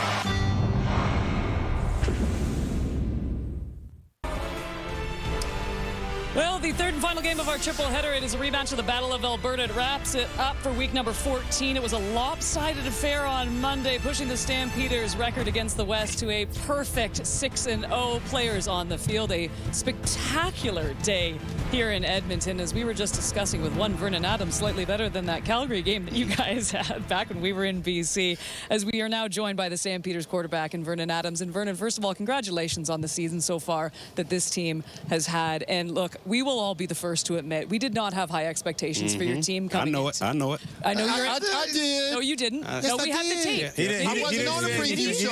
Thank you. You weren't on the show. That doesn't count. But I said that as long as they added him, that was going to give him another 5 or 6 victories. I said that. Let me say this, though. I think we believed in your offense very well. We've seen you play for a number of years. We know what you can do. We know what a guy like Dom Rhymes can do. Mills, go down the list. It was the defensive side that we didn't know. You had some young guys, you had some veterans coming in, and we had never seen them together. It has been a very pleasant surprise, and we admit when we are wrong. Yep. But for you to be watching this defense, let's start with that. How special is that side of the ball for this team? Yes, first of all, thank you for having me here. It's my first time here, excited, so thank you for the opportunity. Second, what you just said, this defense, man, I know everyone out there, they didn't have big expectations for them, and they're just showing up, man, every day. You got the Hall of Famer, John Bowman, getting the D-line. Those guys going, Bob Slowick, Baron Miles, they're all getting them going, you know what I'm saying? As a whole staff, they're working hard, and these guys put in the effort every single week, man. They're picking me off in practice and stuff, and so it's making me better as well. So I'm just glad to have a defense like these guys. Yeah, you talk about the team that you have, and especially you coming in. We talk about how the expectations wasn't as high, but the weapons that you have around you, the plethora of weapons. Talk to me about how manageable and how you utilize them to manage the games that you're in. Yeah, absolutely. Dave, Pat, Dakota, MH, Marcus Howell, these guys, they do a great job game playing as well. They get these guys in good situations, good matchups, and things like that. And my job as a quarterback is just go through my read, put the ball in a good spot. I tell them every time, hey, I'm going to put it in the area, y'all make me look good. And that's what they do. So, that's all I got to keep doing, getting them the ball, let them do the rest. One of your players on your team said something to me that was very profound, and he's played on numerous teams. He said he's played with some great leaders, but he said you are by far the best leader he's played with. Two-part question, how does that make you feel? And let's toot your horn a little bit. What does that consist of? Yeah, it makes me feel good, man. It shows me that, I'm doing the right things that I need to do to make sure my guys can believe in me and trust in me. And then at the same time, it's just being real. It's being who you are. I can't fake and be a different quarterback who I'm not. I'm me, and I think that's what the guys love about me. I care about my guys. I love my guys, man. I'm taking my O-line out to eat. They know that. They protect me. We going out to eat. We went to Roughriders last night, y'all. We was at Roughriders. What? You bought them steaks? Yeah, you know what's going on. Yeah. So it was good. That's what you got to do when you're doing it. Now we're going to start calling you Big Pocket VA. Like that one? For you personally, too, VA, and we've seen you play throughout the years, and your stint in Montreal, and you had, a certain amount of success there, and then your start with the Lions, which was so incredible. But now to be here and with this organization that believes in you, that takes a chance on you, what does it mean for you to bring this team to its ultimate prize of the Grey Cup? It's just a journey, just enjoying the journey every single year, man. It's a new chapter in the book. I never thought I'd be here in Canada, and I'm on 5 different teams, and just like you said, Montreal was up and down. BC is where I really kind of took it to that next level. Shout out to Jordan McSimic on the other side tonight, but I'm just enjoying it. That's it. I'm trying to win as many games as I can. These guys got great cups, you know what I'm saying? I need a great cup. That guy doesn't have a great cup. I'm sorry. He doesn't have a great cup. I'm sorry, but he one of the best in the world. He had to clean it up. And he always looking out for me and showing me love, so that's my guy, man. Shout out Milk. Great cup champ. I just want to be like my guy, Enoch here, and do what I can to get one. And you know what? I hope you keep proving us wrong. I really do. And I know we didn't believe in you at the beginning of the season, but my goodness, you have turned this, honestly, franchise into something very, very special. Yes. We absolutely love watching your football team. Congratulations, VA, and thanks so much for joining us on the panel. It's been great, man. Thanks for having me. By the way, too, great. He might not have won a Grey Cup, but you should see what Milt did with the cheerleaders here, VA. He's going to go all the way up here. Are you ready? Okay. A little wobbly. Get those hands up. Oh, my gosh. Milt, don't fall, Milt. Okay. Don't fall, Milt. Take care of him. Don't fall, Milt. He's not going to go all the way up, is he? Yeah. Keep that core tight, baby. That's strong. That's it. Keep that core tight, baby. There you go. There you go. Yeah. Oh, they missed the flip. I did the flip, didn't I? Oh, you lying. You lying to the Halftime of the Banjo Bowl in Winnipeg. The Bombers lead the Riders by 7, but a late field goal after an interception and a big play by Saskatchewan, cutting it down to 1 score. Here's Britt Dort now with Saskatchewan's leading receiver, Keyshawn Johnson. Keyshawn, what does this offense have to do to find the back of the end zone this half? We got to get our momentum. We got to get our run and pass game going, and lean on each other. How do you feel like this team has been evaluating the crowd noise here today? It's been good. We've been making our mistakes ourselves as a team, and we got to just put it all together, and we'll be fine. Thanks, Keyshawn. Thank you. Riders come into this game at 9-2, tops in the overall standings of the Canadian Football League, and they're going to get the ball to start the second half. But the Bombers, Lapo, certainly owned the day in the Banjo Bowl in recent history. They've won 5 straight. Yeah, and unfortunately, right before the half for the Bombers, the team that's their Achilles heel this season has been giveaways. They're 9th in the CFL with 30 of them. They get that one to give up a free 3 points for the Riders. They just got to make sure they protect the ball in this second half. Keep playing good defense, though. Sergio Castillo to kick it off. The 6-5 Winnipeg Blue Bombers. A big one for them after the loss in the Labor Day Classic last week. Saskatchewan ball to start. Mario Alford on the return. Gets it up across the 30 before he's tackled there. Ethan Ball in on the tackle there for Winnipeg. Trevor Harris, 8-16 only. 96 yards passing and 1 interception. Trevor talked about this week of you never see man coverage. And then when we had our conversation with Zach, he says you never see man coverage. You got a couple guys going, hey, where's the man coverage? Because you see some of these throws that are being knocked down in the course of the game. It's because everybody's in zones. They have time to knock these footballs down. So they got to just take some underneath shots, start getting a long 12-play drive. So here we go. Opening possession, second half is Harris. Hands off to A.J. Ouellette. Not much there against the Winnipeg front. Ouellette had 4 carries for 34 yards in the first half after having 89 on the ground in the Labor Day Classic. Getting A.J. involved a little bit early is always a good thing. Mixing up some of their run and pass, first down. Give Trevor some good opportunities. But I'll tell you, the Bombers have really looked good stopping the run. They've lost contain once on a big explosive run. Besides that, they've done a really good job defensively. There you see Mark Mueller trying to see what he has in the second half. Let's see what the Bombers give Trevor Harris here on a second and long play. Back to pass. And underneath, he does have that completion to Keyshawn Johnson up at around the 43. That's enough for a first down for Saskatchewan. He's going to just run a quick dig right in the middle of the field, and you got to throw it through people. You see Michael Griffin right here on the inside. Okay, you got to throw it in between the linebacker, and as Michael Griffin's also there trying to make the stop. Good location. Great speed out of the cut by Keyshawn. Envisioned in the ball. Right up to the Rider, 43. Keyshawn Johnson, leading receiver for the Saskatchewan Roughriders coming into this game.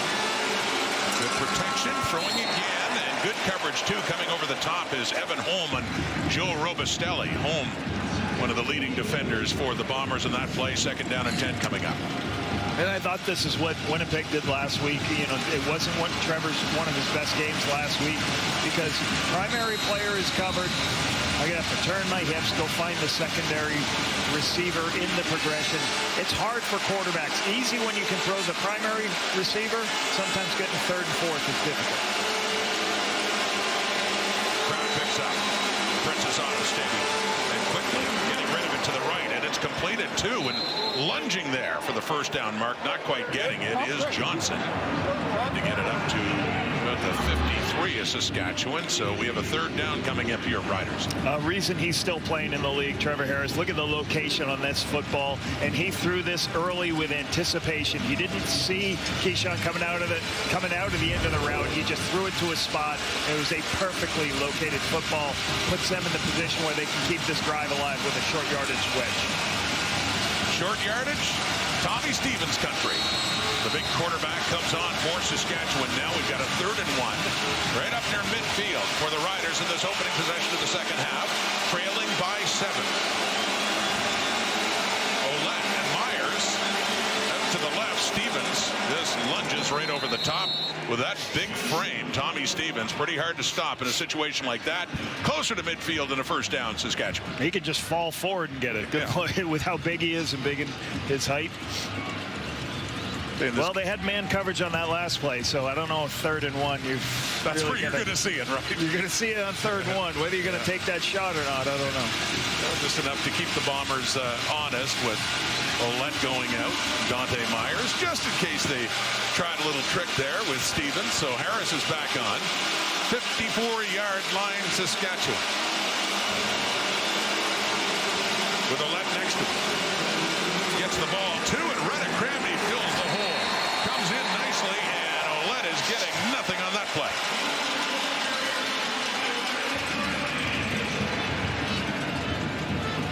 As you see, receivers come in to block.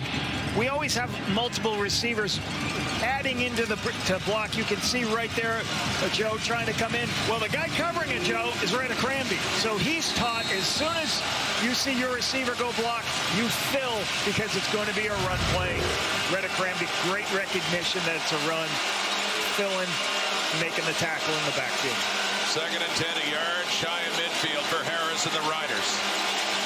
To pass to the left, and it's caught by Johnson. A flag comes out in the Rider backfield, but it would be a first down for Saskatchewan on another reception by Keyshawn Johnson, but it looks like it's going to be coming back.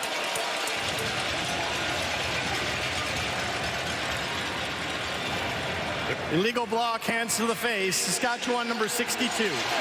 10-yard penalty. We will repeat, 2nd down. A flag to the left tackle, Peyton Collins, for legal hand to the face, and that negates the first down catch, and it pushes the Riders back to the 44. Left tackle, Peyton Collins, take a look. Again, you can't, that's dangerous. You can't grab the face mask, lunge it back. So they giveth and taketh away. We've already had one of those on both sides of the side. Okay, you can see it right there from the left. That's dangerous. Keyshawn, nice catch on the side. Push back, 2nd and 20. Deeper ball to the right. It is caught. Joe, and they'll confer, but no catch. Joe caught the ball, but the feet were out of bounds, and it's a 3rd down and long. The Riders are going to have to punt it away. Great concentration by Joe, just outside, out of bounds, right at the end. This is real important. You can see his concentration, finding it, the ball, high pointing it, trying to get his feet in bounds, just too far out of bounds to make that catch. So the penalty hurts, and that one is incomplete. And so Joe Couch is back at the Rider 30. The Bombers about to get the ball for the first time in the second half with that 7-point lead. Couch does barely get it away. Coming in for it is Vavel, right around the 20. Trey Vavel. Busy man he's been. Starting in the secondary the last several games and still looking after the punt returns. Princess Auto Stadium, Banjo Bowl Saturday. Lapo, you were with the Bombers at the start of this great run. 5 straight Banjo Bowl victories going back to 2019. Not just the victories, also some of these scores pretty big in the Bombers' favor. Huge. You look at 2020, you get 250 burgers in that. The 2019 one, 35-10, we lost the week before. And it's just kind of crazy how just 1 week later, the fan base, your own stadium, how you can just turn it around over the course of a week. Great tradition at the Banjo Bowl. Bomber fans love that. There's Caleros, intercepted to Marcus Fields over the middle. A deep shot, and the return is still going for Fields. Down the sideline and out of bounds. Fields. Tremendous return after another pick thrown by Zach Caleros, who threw one in the final minute of the first half that led to a Rider field goal, and they're in field goal range again. Trying to get a shot in the middle of the field to Pokey Wilson. And then this is what I'm talking about. So much zone. Fields has time because the ball's up in the air. He's in a zone position to run underneath it and make a play on the football. Nice by Fields, recognizing it, undercutting it.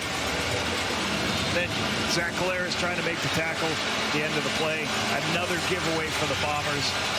Puts Saskatchewan in field goal range immediately. He's thrown 13 interceptions now on the season, 2 of them today. And this one, it's the Riders immediately in business at the Winnipeg 27. Ouellette pushes for maybe a yard again. Winnipeg up front, doing a good job against the Saskatchewan run. The Achilles heel for this team is obviously turnover margin, right? -8 turnover margin, 8th in the Canadian Football League in turnover margin at -8. So that is not the recipe. The way this team has won has been running the football, playing great defense, and winning the turnover margin the last couple of years. This is their worst in a few years.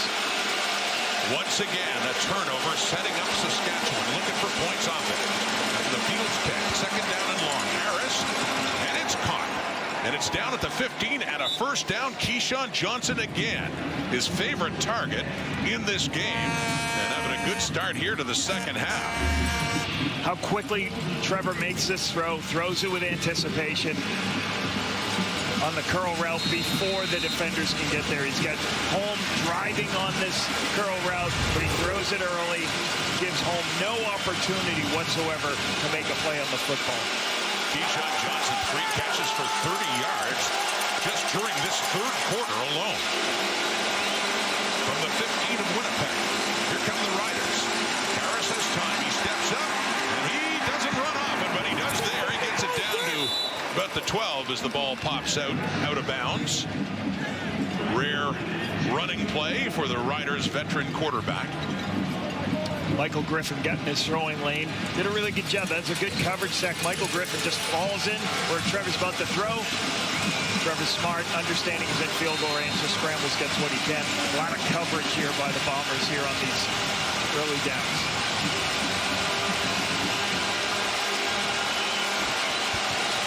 From the 12, second and long again, Saskatchewan.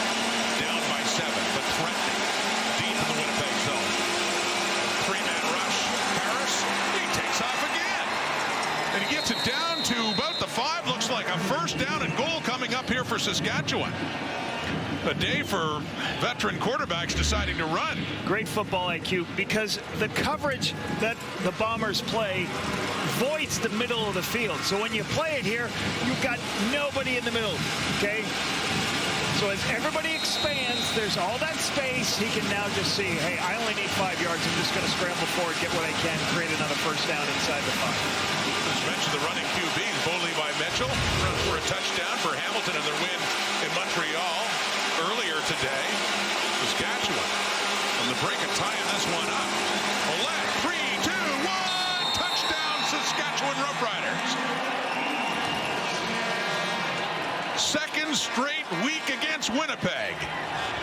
A.J. Ouellette has a rushing touchdown and now a point after away from making it a tie ball game. A.J. Ouellette breaks the tackle. Brammer does a nice job creating a little bit of a lane. Jamarcus Hardrick pushing the defensive lineman into the end zone.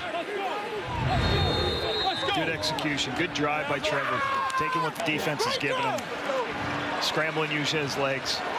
Put themselves in a great position after the turnover. And relative to what we're used to in this stadium, you could almost hear a pin drop.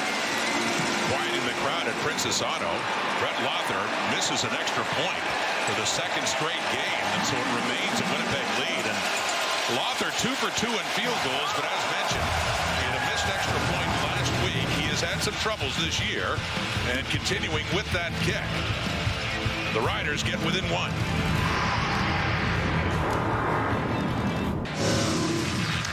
Points off a turnover is so important. DeMarcus Fields gets the interception return. Keyshawn Johnson makes this nice catch, throw by Trevor. Trevor can't get anybody open. What's he do? Takes it himself, uses his legs. Couple of scrambles by himself to create first downs. Get the ball inside the 5. And then what do? Give it to A.J. Ouellette. Let Jamarcus Hardrick push him right into the end zone for a touchdown. Excellent drive and response after the turnover by the Bombers. Yeah, the Bombers have turned it over twice. First time late in the half led to a field goal. Riders, this time a touchdown. Nick Weeb on that special teams tackle on that return by Winnipeg. Bombers still leading just by a point. Discussion of the running backs. And former Bomber Andrew Harris. National Football League season is underway, and big Sunday coming up tomorrow. Sunday Night Football, too. It's the Ravens up against the Buffalo Bills. Huge matchup in the AFC. Couple of favorites. 8:20 Eastern, 5:20 Pacific on TSN and CTV. And here on TSN, big day with a triple header earlier. It was the Ticats beating the Alouettes, and here in the Banjo Bowl, Zach Collaros and the Bombers still leading by 1. Awfully close between these two yet again, as it was last week in the Labor Day Classic, and a short pickup on first down for Brady Oliveira. You could probably bet your mortgage after an interception. You're probably going to hand it off to Brady Oliveira off there. You saw DeMarcus Fields blitzing off the front side edge because the Riders said they're going to run the football here. So tough sledding on the inside. Well, 2 picks thrown by Collaros on the day, and as mentioned, both turned out to be costly because it was in the 10 points, right? Yeah, 10 points in the final minute. They only had about 38 seconds left in the first half, had the ball, and off the turnover, the Riders were able to get close enough to get 3. And of course, off this one, they were set up nicely inside the Winnipeg 30, ended up with a touchdown. Pressure coming in. Collaros, they got him. Ball's out. Riders have it, and Collaros is down. You could see it coming with the blitz coming by Saskatchewan as they got in, hit him hard, and out came the football, and the Riders take over at the Winnipeg 30, and Collaros is still down. 1, 2, 3, 4, 5, 6, and there's one more. Here comes number 7. You can't block them all. Zach's got to recognize this coverage and see this. That's the free rusher. Everybody's protected. The reason that one's free is because the quarterback has to see it, can't see it, and then you're going to get a huge shot right here. The ball's coming out. Difficult shot to take. And the turnover. Now, one thing that could happen here, they could be looking at this and seeing, you know, if this is a shot to the head, if the command center determined it's a shot to the head and it's a turnover, it could be challenged. Mike O'Shea in discussion with the officials. You can hear the crowd reacting. They were getting a look at the replay, and he's got the challenge flag in hand. Winnipeg is challenging the previous play for roughing the passer. Confirmed that the Bombers are challenging on this. Was this a necessary roughness, Lapa? So they're going to try to say this is a blow to the head, and this blow to the head is what led to the fumble, and you can't have a unnecessary roughing the passer that causes the fumble. So this could be turned over if they deem this is a contact to the head first. It was C.J. Rivas coming in on the blitz. You see their helmets did make contact there, and Mike Rose picks up the loose ball for Saskatchewan. So now you can see Mike O'Shea taking out the challenge flag. He wanted another look at it to see if it was unnecessary roughness, and if it is, then obviously the turnover is negated and it remains Winnipeg football. But Collaros, as mentioned, injured on the play. See, Chris Streveler is warming up right now.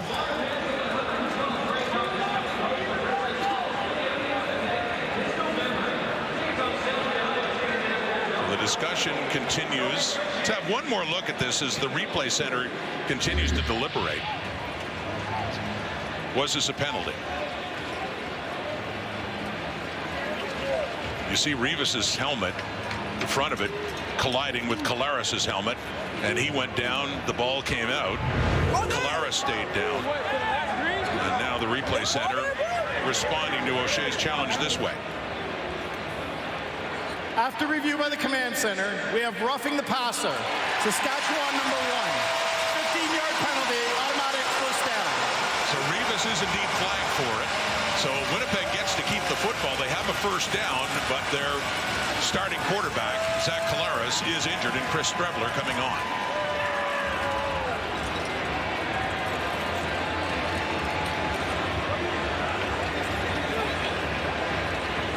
Yeah, as the head, you could see Collaros looked like his head was turning as that collision happened. It's close, but I think they would probably err on the side of making that roughing the passer call. Creates a 15-yard penalty, negates the turnover. Enter Chris Streveler, who has had several appearances when Collaros has been hurt this season. Happened against the Argos in Toronto. Happened earlier in the year. In fact, Collaros under suspension didn't play in their first game, and that was Strebler, who won that. 2-0 as a starter, and in now in relief with the penalty up across their 50 and a first down Winnipeg. Leading by a point. Strebler at quarterback and hands it off to Oliveira, who with second effort manages to get it up across midfield. Lower body strength great by Brady to be able to just drive defensive linemen and bring them to get at least 3 yards to force a 2nd and 7. So we'll see Chris Strebler. The one thing Strebler's got the ability to do, do they have some run game built into this package? Do they have some quarterback draw? Do they have some things that allow him to utilize the strength of his legs? You know better than just about everyone the value of using Strebler as you did with his running threat as well. Throwing that time, and that's Carrick Wheatfall. And his first catch, and Marcus Sayles comes in and hits him, and Sayles is now down on the field after that catch by Wheatfall. Great vision by Strebler. A little bit of a pressure from the outside, but it's a great throw by Strebler. Just getting the laces and throwing it and hitting Wheatfall. And again, he locates it so he can get upfield, get that 1 yard that just puts them in a 3rd and short situation. If it's not located perfectly, he's got to go back for the ball, and it's not going to place the ball 3rd and 1. Wheatfall, first catch. He had a big touchdown catch as the Bombers rallied last week in the Labor Day Classic and nearly came back to tie the game in his second year and a more prominent role in that Winnipeg offense. And it's Marcus Sayles, the boundary corner, who had an interception earlier in this game late in the first half that ended up leading to a Rider field goal, and in a lot of discomfort down on the field.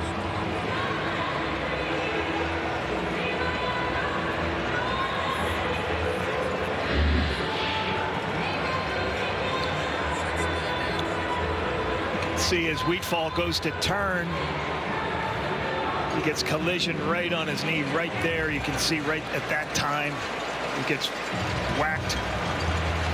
He's walking off. Could be just contusion on his hip or thigh. Marcus Sayles used to play for the Bombers, BC Lions, in Saskatchewan. Now his 7th year out of West Georgia, but limping off the field. So, and not a lot of depth in the Rider secondary coming into this because of injuries they've had before. Kosi Onyeka had got the start at safety, and you see Kerfella Exame, their one depth player in their secondary, coming on now. And they've moved Tavon Campbell. He went to the boundary to play Marcus Sayles' position, and Kerfella Exame goes to the field corner. Exame, originally drafted by the Bombers in 2019. Excellent special teams player here in Winnipeg before moving on. So now short yardage, and it's Strebler in a position that he's comfortable with. Gets the first down. Strebler in at quarterback now after the injury to Zach Collaros, and a first down now. They're across midfield, and they'll scrimmage at the 48 of Saskatchewan, nursing a 1-point lead.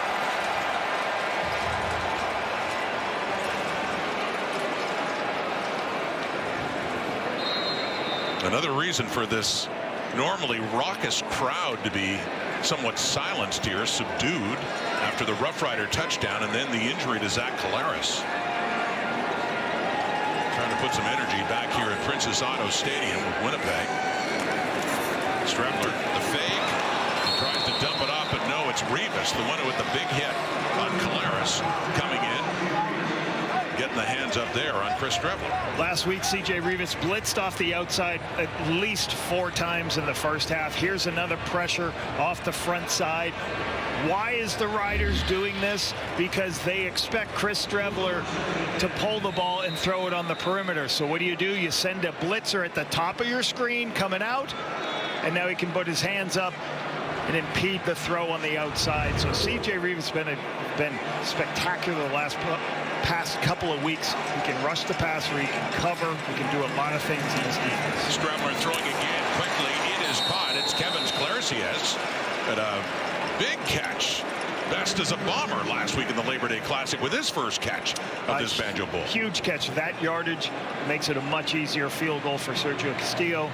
We know he likes to kick some of the long ones, but just that gain of 5 yards makes it a much easier field goal percentage.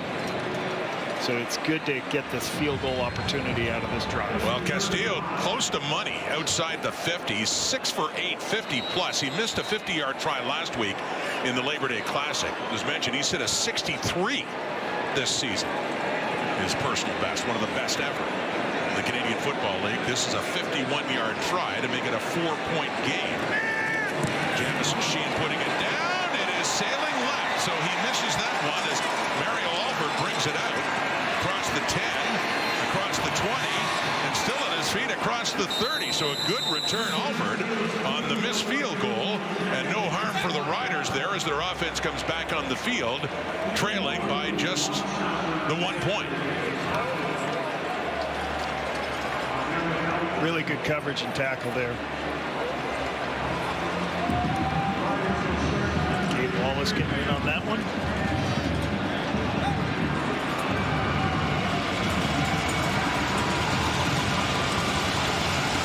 Still no word on Zach Collaros and his condition.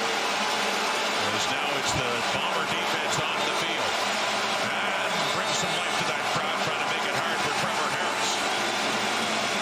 Quickly off to the left to Tommy Neal. Takes that screen and pushes his way up to about the 38.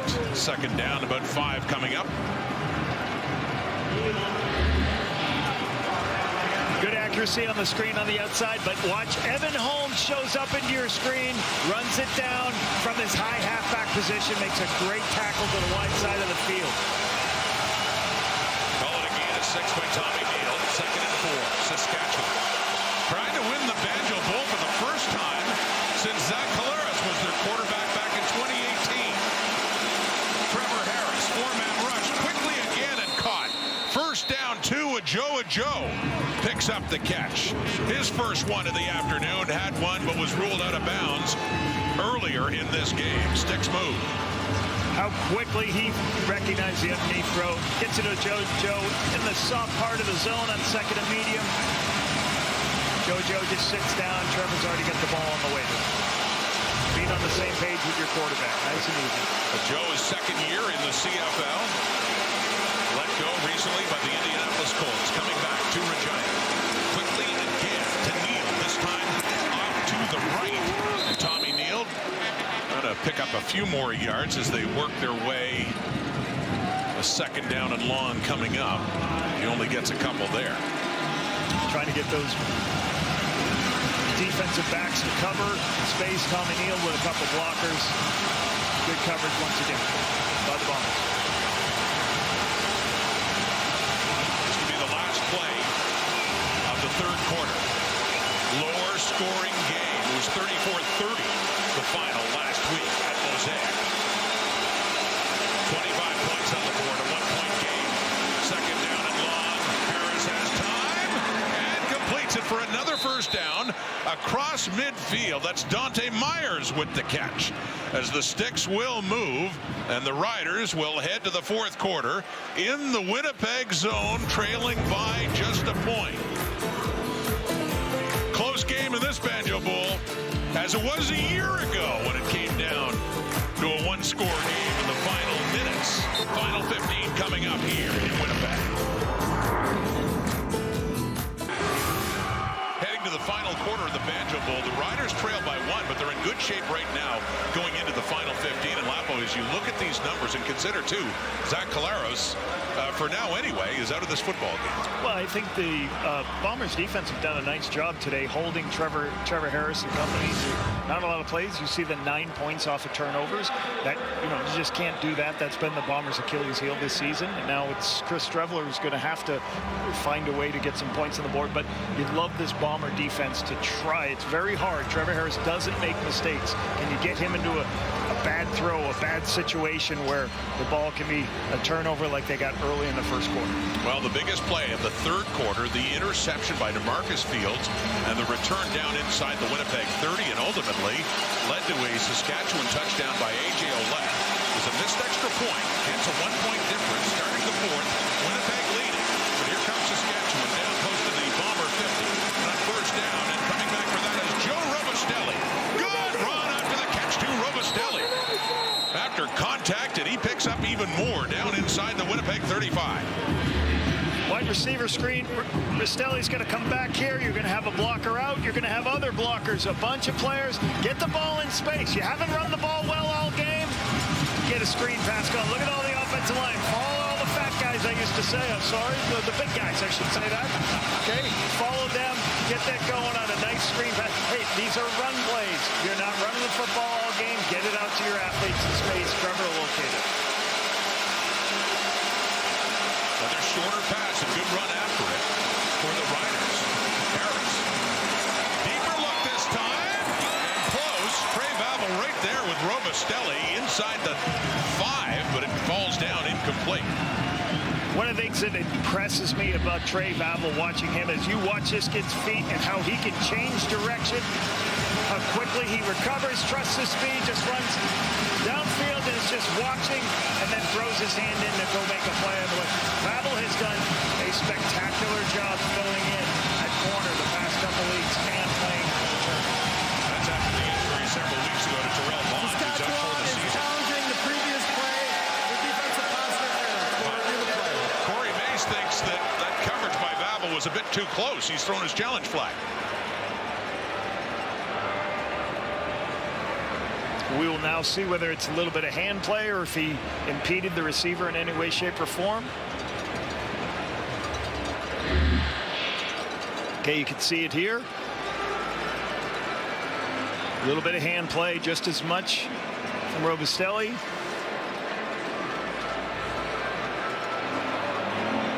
Not sure, Rod. I'm not sure. Well, and Lapo, we've talked about this before, always looks a little different when you slow it down like that. Yeah, we're slowing it down right now. The command center is not going to slow this down. The replay center is not going to slow this down. Yeah, the replay center at live speed. We'll see how they do view this. And the challenge by Mace. A big challenge it is, too, because that was down inside the Winnipeg 10. Here's the result from the replay center. After review by the replay center, the ruling on the field stands. Saskatchewan will be charged their first timeout. So no interference. Little hand play on both sides. Yeah. No impeding of the receiver. Trey Vavel, really good coverage. So the ball is on the Winnipeg 33. It is a second down and 10 after that failed challenge. A 1-point game. Saskatchewan trails. And this is really brought some life into the crowd here at Precious Auto Stadium. Picking up the noise. Harris quickly, no. Intended there for Keyshawn Johnson. Lots of bombers around him. It falls incomplete. And now it's a field goal situation. Brett Lother is coming back on. He's going to run a simple dig and wrap right around the linebackers. Into that space. Cameron Allen's right there trying to make it. Just the ball's a little off by Trevor. I think Trevor would love to have that throw back. Good stop by the Bombers. And an errant throw by Trevor. Joe Couch will put it down at the Winnipeg 41. Lother in field goals is 2 for 2. Big one here. And inside the right upright, he is 3 for 3. And helping make amends for the missed extra point as it does give Saskatchewan the 2-point lead. A chance there for Johnson. Coverage bearing down, incomplete. Instead, they settle for 3. This happened late in the third quarter. Zach Collaros took a hit, and he left for the dressing room, has not returned. Zach was 9 of 15 at that point, 165 yards, 1 touchdown, 2 interceptions. Takes the shot from C.J. Rivas as the Riders tried to blitz him. We have not seen him back on the sideline.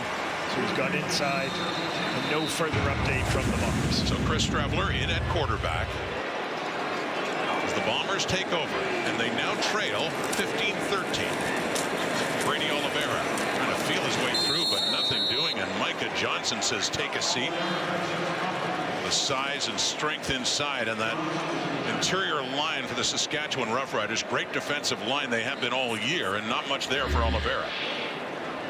Big Micah Johnson on the inside. You can see him. He's at that what's called nose guard position. He is excellent at taking people with his strength, staying with him till he sees the back or the quarterback, throwing him out of the way and making the tackle. Just a great career, physical dominating lineman. And yeah, he'll be a Hall of Famer. And that's not easy, Rod, playing in there. It's one thing to be a punter. That guy's hitting every play. Early movement, it looked like the left tackle Stanley Bryant as the flags come out. Or was it?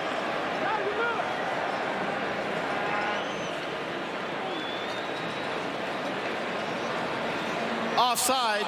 Saskatchewan number 95. 5-yard penalty. Remains second Stanley down. moved because Baldonado would move first for the Riders, so it's an offside call, and Winnipeg benefits here with the 5-yard penalty to push things up to the 46. Good change up by the Bombers to help their cause, slow down this pass rush. Much better down and distance situation here. Yeah, way better opportunity for them at 2nd and 4.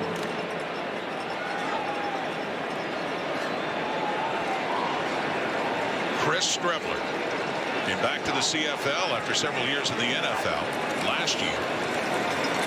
Completes that pass to Pokey Wilson. Talk about coming back from the NFL. He gets pulled way back by DeMarcus Fields, but he only needed 4 yards. Furthest advancement is enough for a Winnipeg first down. Good call by the Bombers here. This is a run play, so you're going to see Brady come this way. Everybody else blocking the run, but C.J. Revis is coming in. You got a bunch of blitzers. So what does Strevler do? He just takes the ball and kills the blitz. And what does that mean? It says, hey, if we can't handle the run, we can't block all the players, we have routes attached, we're going to go ahead and throw it. We want to run the football, but if the blitz shows up, we're going to kill the blitz with a throw. Strevler's 3 for 4, 16 yards. Wilson had a touchdown earlier in this game. Strevler being chased there by Caleb Sanders, has to just throw it away. Chucks that one into the dirt. And a 2nd and 10 coming up here for Winnipeg. That's like a whiskey bottle, Rod. Do you know what a whiskey bottle play is? If they don't like it very much, they're going to throw the whiskey bottles from the top deck down. Like, what was that call? A little bit of a sprint out here. I think this may have been a shovel play. You can see right here there's a shovel inside. He's trying to get the ball on the inside on the shovel to Michael Chris Ike, right? Yeah, Michael Chris Ike, absolutely. Yeah, the closest one to it there. Yeah, so that was a shovel pass on the inside. Still digesting the whiskey bottle reference. That's old-time football. Man, fans have bottles in the first stands. Yeah. And that's complete to Oliveira. Midfield, and he hits Devon Campbell, and he just keeps right on going. Another good effort by Brady Oliveira, and another first down for Winnipeg. Strengths of Brady Oliveira is his lower body strength. Just his ability when people come to go tackle him low, he's got balance, he's got power, and he can break tackles. That's a spectacular play on the outside. Find more ways to get him the ball in space that isn't a run right up the middle. Keep getting him involved. Under 11 minutes to go in the 4th quarter. Winnipeg trails by 2. They have it at the Rider 46.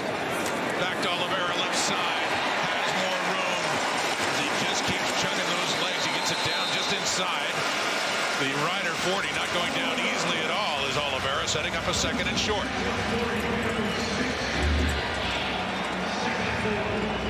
A little bit of widen out the defense and break back inside, stretch them, find a crease, get north-south.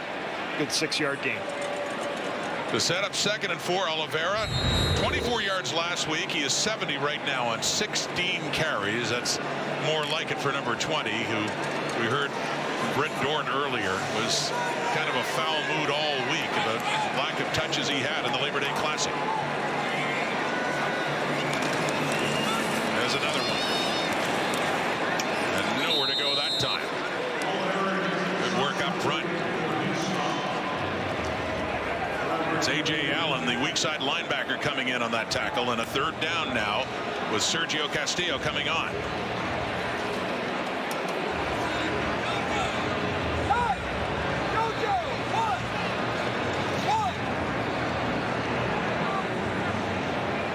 Two for 3.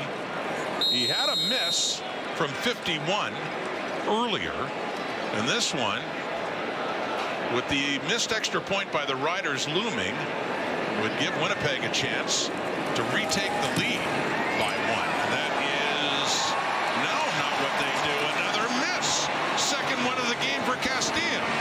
And Alford brings this one out, and then he backtracks, heading into the end zone. Where do they spot this ball? That would be a safety for Winnipeg, because he went back by choice, just got out. And that'll give a head coach some heartburn right there, especially in a game this close. Well, 2 weeks in a row, we're talking about what's happening at the 1-yard line at the end. Huge save by Alford. So it's not 3, but it was awfully close to 2, and the Riders will have to start deep in their zone.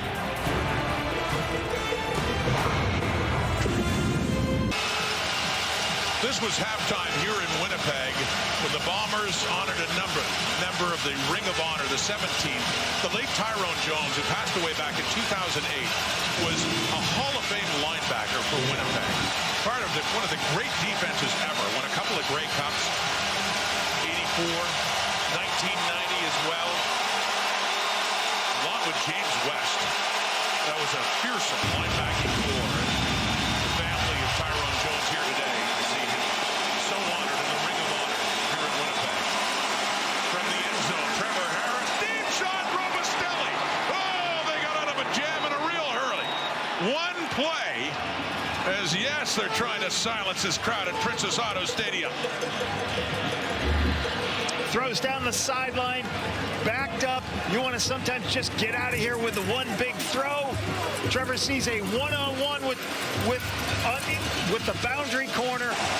Robustelli, little bit of a double move on Babel, gets him moving inside. Great throw, great execution from backed up. That's what you want to do, flip the field and get it across. Talk about all that zone coverage and having to be patient and throw underneath. Got a long one there, 48 yards, longest pass for Harris on this day. Timely too, get him out of being backed up. And it's A.J. Ouellette now, and on his back is Babel, hauling him down after a few yards, but yeah, the Riders backed up near their end zone, hanging on to a 2-point lead, and that gets him out of a lot of trouble right there. I asked Coach O'Shea what he liked about this Rider football team, and he talked about that they play 3-phase football. He talked about they run the football very well. They're very good on defense, and they do good things that winning teams do. What does a winning team do when you're backed up and you want to flip the field? You make the opportunity. That's a huge play to help their defense by flipping the field and creating the field position they need. Keep this drive going. 4-yard carry by Ouellette. So it's a 2nd and 6. Deep shot again. And that one intended for a Joe, and Babel is there. And we do have a flag coming out as well. So what's the call coming up here? Referee Tom Valesi in a discussion. That coverage by Babel on a Joe. Defensive pass interference. Winnipeg number 23. Spot of the foul. Automatic. First down. When you see it here, I believe they're gonna say Babel's trying what they believe is on another double move on him. That his right hand right there you can see his right hand. He's impeding the ability of Ojo to use his hand to make the play. That should be a call that would not get overturned if you challenge it. Yeah, couldn't bring his hand up, so that's going to be called every time. That's all the way down now to the Winnipeg 28. Here come the Riders. They have a big passing play to Robustelli. The big penalty call, the PI, to try to get it to a Joe. They got a 2-point lead, and now in position to add to that. Back to Ouellette, left side, cuts it back up. And met there by one of the leading tacklers in the CFL, Tony Jones, a middle linebacker, takes Ouellette down. 2nd down coming up here for Saskatchewan. Yeah, Tony Jones does a good job of. You got a bunch of defensive linemen here, and Tony Jones just scrapes over the top as A.J. Ouellette feels like I'm going to go outside. Tony Jones stays home. Just makes the play. All those guys covered. Nobody can get off on the middle linebacker. 4th tackle today for Jones. 2nd leading tackler behind only Micah Alway in the CFL coming in. 2nd and 7. The 25. Deep right. End zone. And Evan Holm was close to his 5th interception in coverage on Robustelli home. The field half had a shot at it right at the goal line. It falls incomplete. This is what you try to do. This corner is going to leave his area of the field and try to make a play. So what do? You fake it and throw there. But Evan Holmes going to come out of his high area, recognize it, and go try to make the play and get underneath it. Almost made the interception. The Bomber lead in picks with 4, so Lother is on 3 for 3 in the field goal department. This from the 33 in the left hand. Heading right, and does head through inside that right upright. 3 more on the board. Another field goal for Lother, and a 5-point Saskatchewan lead here at the Banjo Bowl in Winnipeg. It's getting late in the Banjo Bowl, and the Bombers, who've dominated this game, winning 5 straight, 8 of the last 9, are trailing here in the 4th quarter to Saskatchewan after another Brett Lother field goal. 5-point difference, and heading down to 6 minutes to go here in the 4th quarter with Chris Trembler, quarterback, handing off to Brady Oliveira, who does another good job with it on first down as he pushes that one up to set up a 2nd and short coming up here for Winnipeg. Nice 8-yard run, working up the field, trying to push that vertically. The offensive line's done a nice job this game preventing the negative yardage plays they had last weekend. Too many negative yardage plays, getting 4 legs on 2, what I like to call double teaming at the point of attack, giving Brady a little bit of a crease to get that 8-yard gain. Yep, a little more than 8. It's just nose of the ball about a yard and a half here on 2nd down.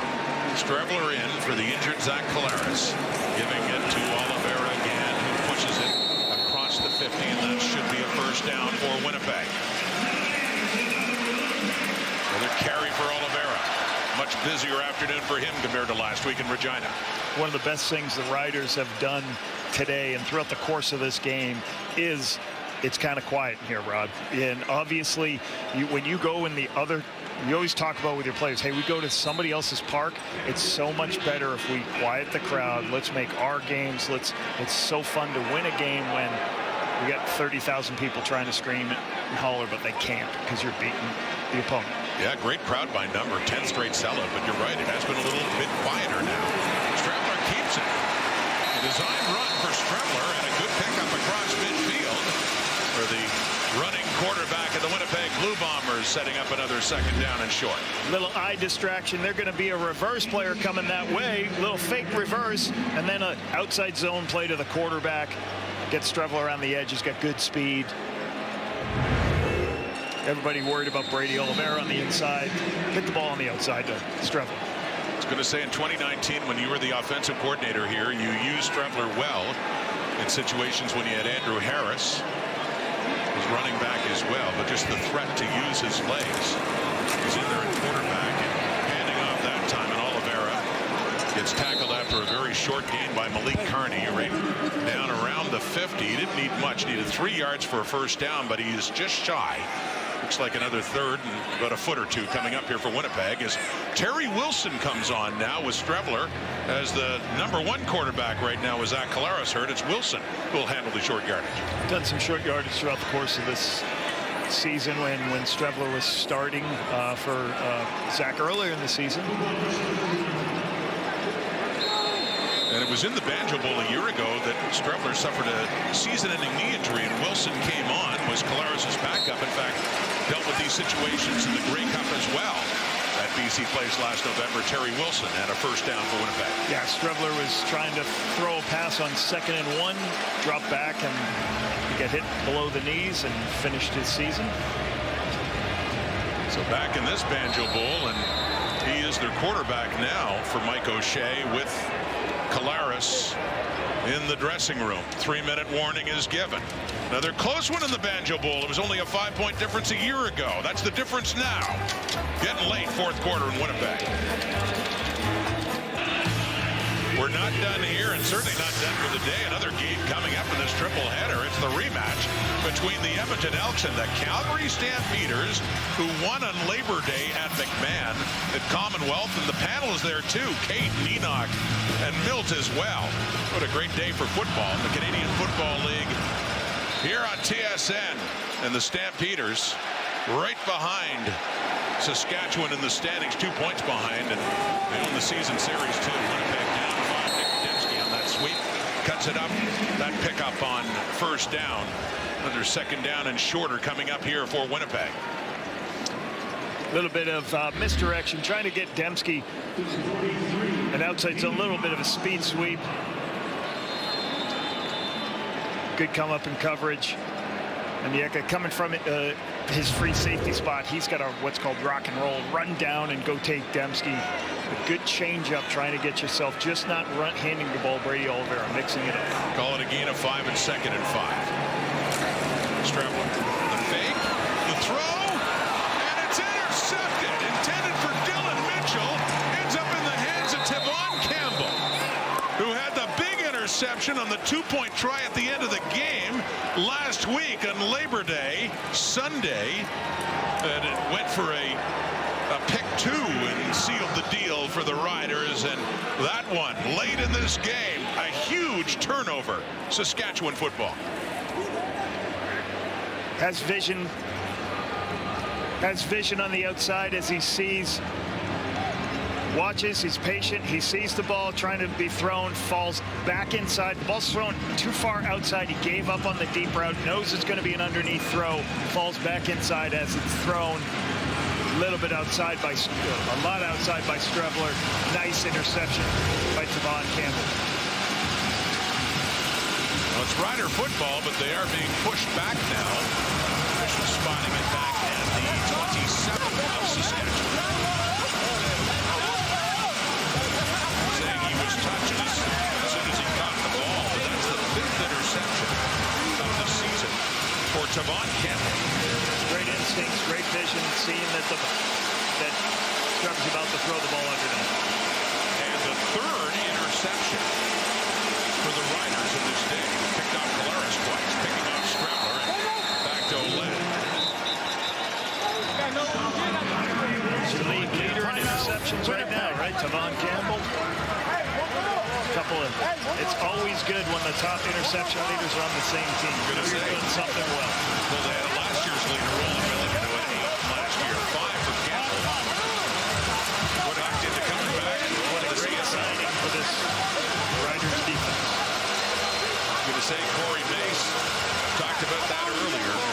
Campbell, for several years in the NFL, he's been with the Riders, played at the University of Regina, drafted by Calgary, and a couple of seasons with the Montreal Alouettes before he went down to the NFL and decided to come back to the Canadian Football League. The green and white certainly glad he did. So, Saskatchewan offense got a 5-point lead, 2:22 in the clock here in Winnipeg. Crowd picks up. Blitz is coming, and Trevor Harris who gets rid of it. And he had an open Keyshawn Johnson in behind Evan Holm, and a flag comes out.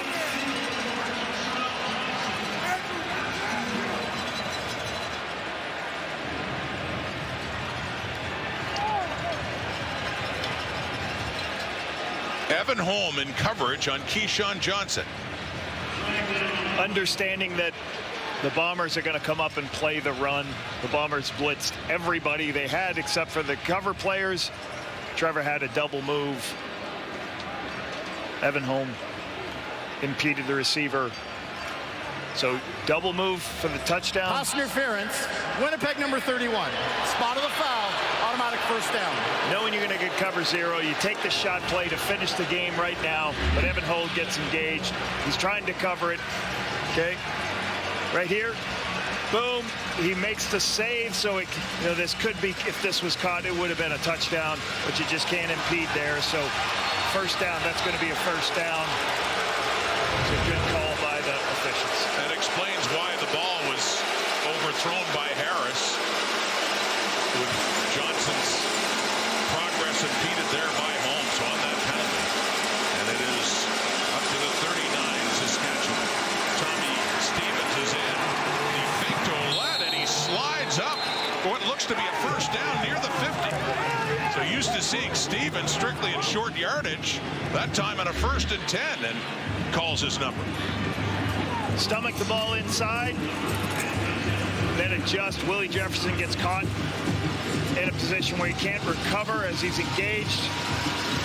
Tommy turns around, gets himself for the first down. This is good at the end of the game. Have a package with a mobile quarterback. Keep Trevor on the sideline. See how many yards Tommy Stevens will be able to get on first downs. Keep running the football. We're up near their own 50 now, protecting a 5-point lead. Stevens still at quarterback. Takes to Ouellette, and he runs again. He pulls his way up just across midfield. Another good pickup running by Tommy Stevens on first down. Yeah, you see him start to engage. I'm not sure whether this is a designed run, whether he's reading what's happening at the edge. Just kind of watch him right here, and I think he's deciding, like, I'm going to keep the ball up on an inside. I see this open gap. I'm going to take it. Finish off as he falls forward, puts him in 2nd 5. Trot Trevor out for a pass play. Clock continues ticking. Down to a minute and a half here in this Banjo Bowl. 18-13 Riders. Harris back in. Completes it to Dante Myers. And picks up more yardage after the catch to get it down inside the Winnipeg 35. And another big first down for the Saskatchewan Roughriders. Smart. 1, 2, 3, 4, 5, 6, 7, 8. A lot of people coming in. Tommy Neal added in. You had extra players that gave Trevor the time. You can see this. He still has one he's got to throw off, but he gained more time. Myers on a little rub play underneath. Allows them to hold on to the ball. Don't give it back to the Bombers. And Tommy Stevens comes back in. Harris out. 1st and 10 inside the Winnipeg 35. Riders. Well, the fake went the wrong way. Ouellette went to the right. And Stevens had no one to give it to anyway as he picks up more yards, gets down closer to the Winnipeg 30. Tommy Stevens great at the quarterback sneak package. Needs a little work on the, being a quarterback in, trying to hand off. So I think the ball was supposed to go to his right. He opened to the left. I better just follow the running back. Nobody's there. Good recovery. Get some yardage after the mistake by Tommy Stevens. Remember, there's a quarterback designed to overcome something like that. It would be Stevens and his running ability and size. Well, he's forced to run again there and does pick up a few more yards. It's still going to be 3rd down and field goal situation likely coming up here. Let's see what they decide to do where it's marked. They had to get to the 24, and they're still 3 yards shy there. And as I said, it's a 5-point game. Field goal would make it 8. Stevens is still out there. Well, this is interesting. Clock is running. Try to draw him off as well. See what they decide to do. Just seconds ticking away. Yes, indeed, trying to draw the Bombers off on a 3rd down and 3. Saskatchewan. And then the Riders do call the timeout. And as said, with so little time left and a chance to just about put this away, really, the field goal unit will come on. Brett Lawther hasn't had a perfect day today, so this will be obviously an important kick. Now, we saw last week, especially in Hamilton with the Argos and Ticats, it's never over even when you think it is. When they just had just a few seconds, the Argos did, after the Ticats went ahead and then apparently won that game. So there's still 14 seconds on the clock, and this would make it still a 1-score game, but the biggest variety of 8 points for Lawther. Puts it up, puts it through, and Saskatchewan 11 seconds away from closing this out and winning the Banjo Bowl for the first time in 7 years. As fans head to the exits. Not sensing another moment like the Argos had in Hamilton last week. Well, this is a difficult thing. Very good for Corey Mason, the Saskatchewan football team, to come into a tough place to play, have all the energy and the emotion of the big win last week, all the way down the 2-point conversion last week to get the win after the Bombers stormed back, to come into this place, take care of business. Didn't look pretty in the first half, but they did what they do. Take the football away, Okay, they won the turnover margin once again. That's going to win you football games. How good would this feel for the Saskatchewan Roughriders?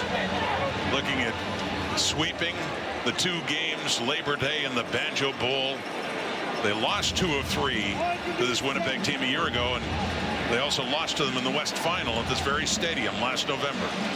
And as you know, in the West, it's so, you want to make sure you're in a position. The teams that usually go to the Grey Cup are the teams that host in the West, and that's why the Bombers have been so successful the past years, hosting in so many Grey Cups, because they're in first place.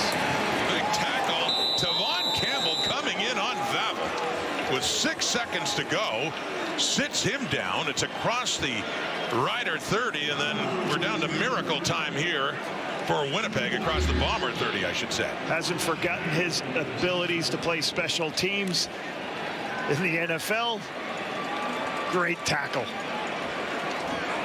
It's a week after Tanner Cadwallader of Winnipeg did something similar to Mario Alford down near the end zone at the end of the first half. This time Campbell. Very definitive special teams tackle in the open field. As I said, it's miracle time now for Streveler in Winnipeg, needing a touchdown and a 2-point convert in about 5 seconds or so. Maybe the last play. Terry Wilson slides down. We got zeros on the clock. What a 2 weeks for the Saskatchewan Roughriders. And then 1 second coming back on the clock, so time for a Hail Mary. Long way for a Hail Mary. You're going to have to do some type of lateral play and go a long way to go. Some type of lateral play for the last play of the game. Great win for the Riders. Come in the road, put themselves in position to wrap up first place. Final play. Get the Calgary Stampeders chomping out, getting ready to take care of their business. So here we go, Streveler. Winning around. Still on his feet. Chucks it deep. See what happens here. Intercepted. Another turnover. And fitting, it's Tavon Campbell who picks up another one. His 3rd in 2 games against Winnipeg. And that seals it for the Saskatchewan Roughriders, winning the Banjo Bowl for the first time since 2018, sweeping the 2 games, Labor Day and the Banjo Bowl for the first time as well in 7 years, and still on top regardless of what Calgary does coming up on TSN, because their best start in over 50 years continues in Saskatchewan as they improve to a record of 10-2. Defense really stopping it. Defense stopped the run today. Only 80 yards rushing for Brady Oliveira. He made some plays. Zach Collaros, couple interceptions. The Streveler interceptions. This game came from protecting the football for Saskatchewan and playing great defense. So in this day of dueling banjos, it's the visitors who finally get to celebrate. Saskatchewan gets the win. Now we'll see what Calgary does in Edmonton as we send you there to Kate in the panel. All right, Rod, and that panel would be Enoch Mwamba and Milt Stegall. We are getting set for kickoff here in Alberta, in Edmonton. It is the Battle of Alberta once again. But first of all, we have to concentrate on one Zach Collaros. And first of all, kudos to the Saskatchewan Roughriders. They win the Banjo Bowl for the first time in 7 years, and they haven't been able to do it in a long time. They moved to 10 wins in the season, and they deserve that win. But by far the biggest story of this game is the health of Zach Collaros. And we unfortunately have watched Zach go down so many times and think to ourselves, you know, is that the last hit? Is this the last time? And you never want it to be because of what he's done for the CFL, what he's done for the Winnipeg Blue Bombers. This was a really tough one to watch. And, I mean, you could debate the hit. The challenge was made. It was overturned. We get all of that. But first and foremost, it is always the health of Zach and what he means to this team in this league, Enoch. Yeah, no, absolutely. You know, Zach, he has a history. And there's no question about his past and what he's done and the impact that he's had on a lot of players and teams that he's played on. And the fact that he was able to come to Winnipeg and resurrect his career, amazing. that was a tough hit, obviously, that he took there, and it's definitely a cause for concern for him. Beyond the game of football, you got to start to think about what is life after, what is life off of the field really going to be like. You never want to think about it too soon, but at some point or another, you have to do that. And kudos, obviously, to Saskatchewan Roughriders, who called a really good blitz. I thought it was a hard tackle and a hard one. But at the same time, again, you talk about Zach Collaros. This team needs Zach Collaros to be healthy. For him not to be healthy, how do you proceed forward is really the question. Is Strevler really going to be the question, the answer and the solution for this attack, for this offense, to generate the points that they need? Right. That is a hard question to answer, and we don't know if Strevler is really going to be that response. Well, first of all, congratulations to the Saskatchewan Roughriders playing great football. Secondly, the hit, was it dirty? Not one bit. Was it illegal? It was illegal. You just can't hit the quarterback or anybody in the helmet. So, it's just tough because he kept his helmet up. He didn't target, and he happened to touch his helmet. It touched helmets. It was a tough play. It is what it is. But as far as Zach goes, I'm going to look at it from a standpoint, if that was my son, he wouldn't step on the field again. He's retired.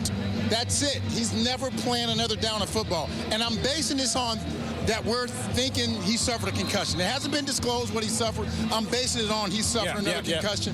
Zach Collaros should not step on the field again. And I know the medical staff in Winnipeg, they do a great job. So if he's medically cleared, they're doing the right thing. I know that. But then I'm looking at it, if I'm one of those board members, if I'm executive with the Winnipeg Blue Bombers, would I want my son to step back on the field again? That's the way I would look at it.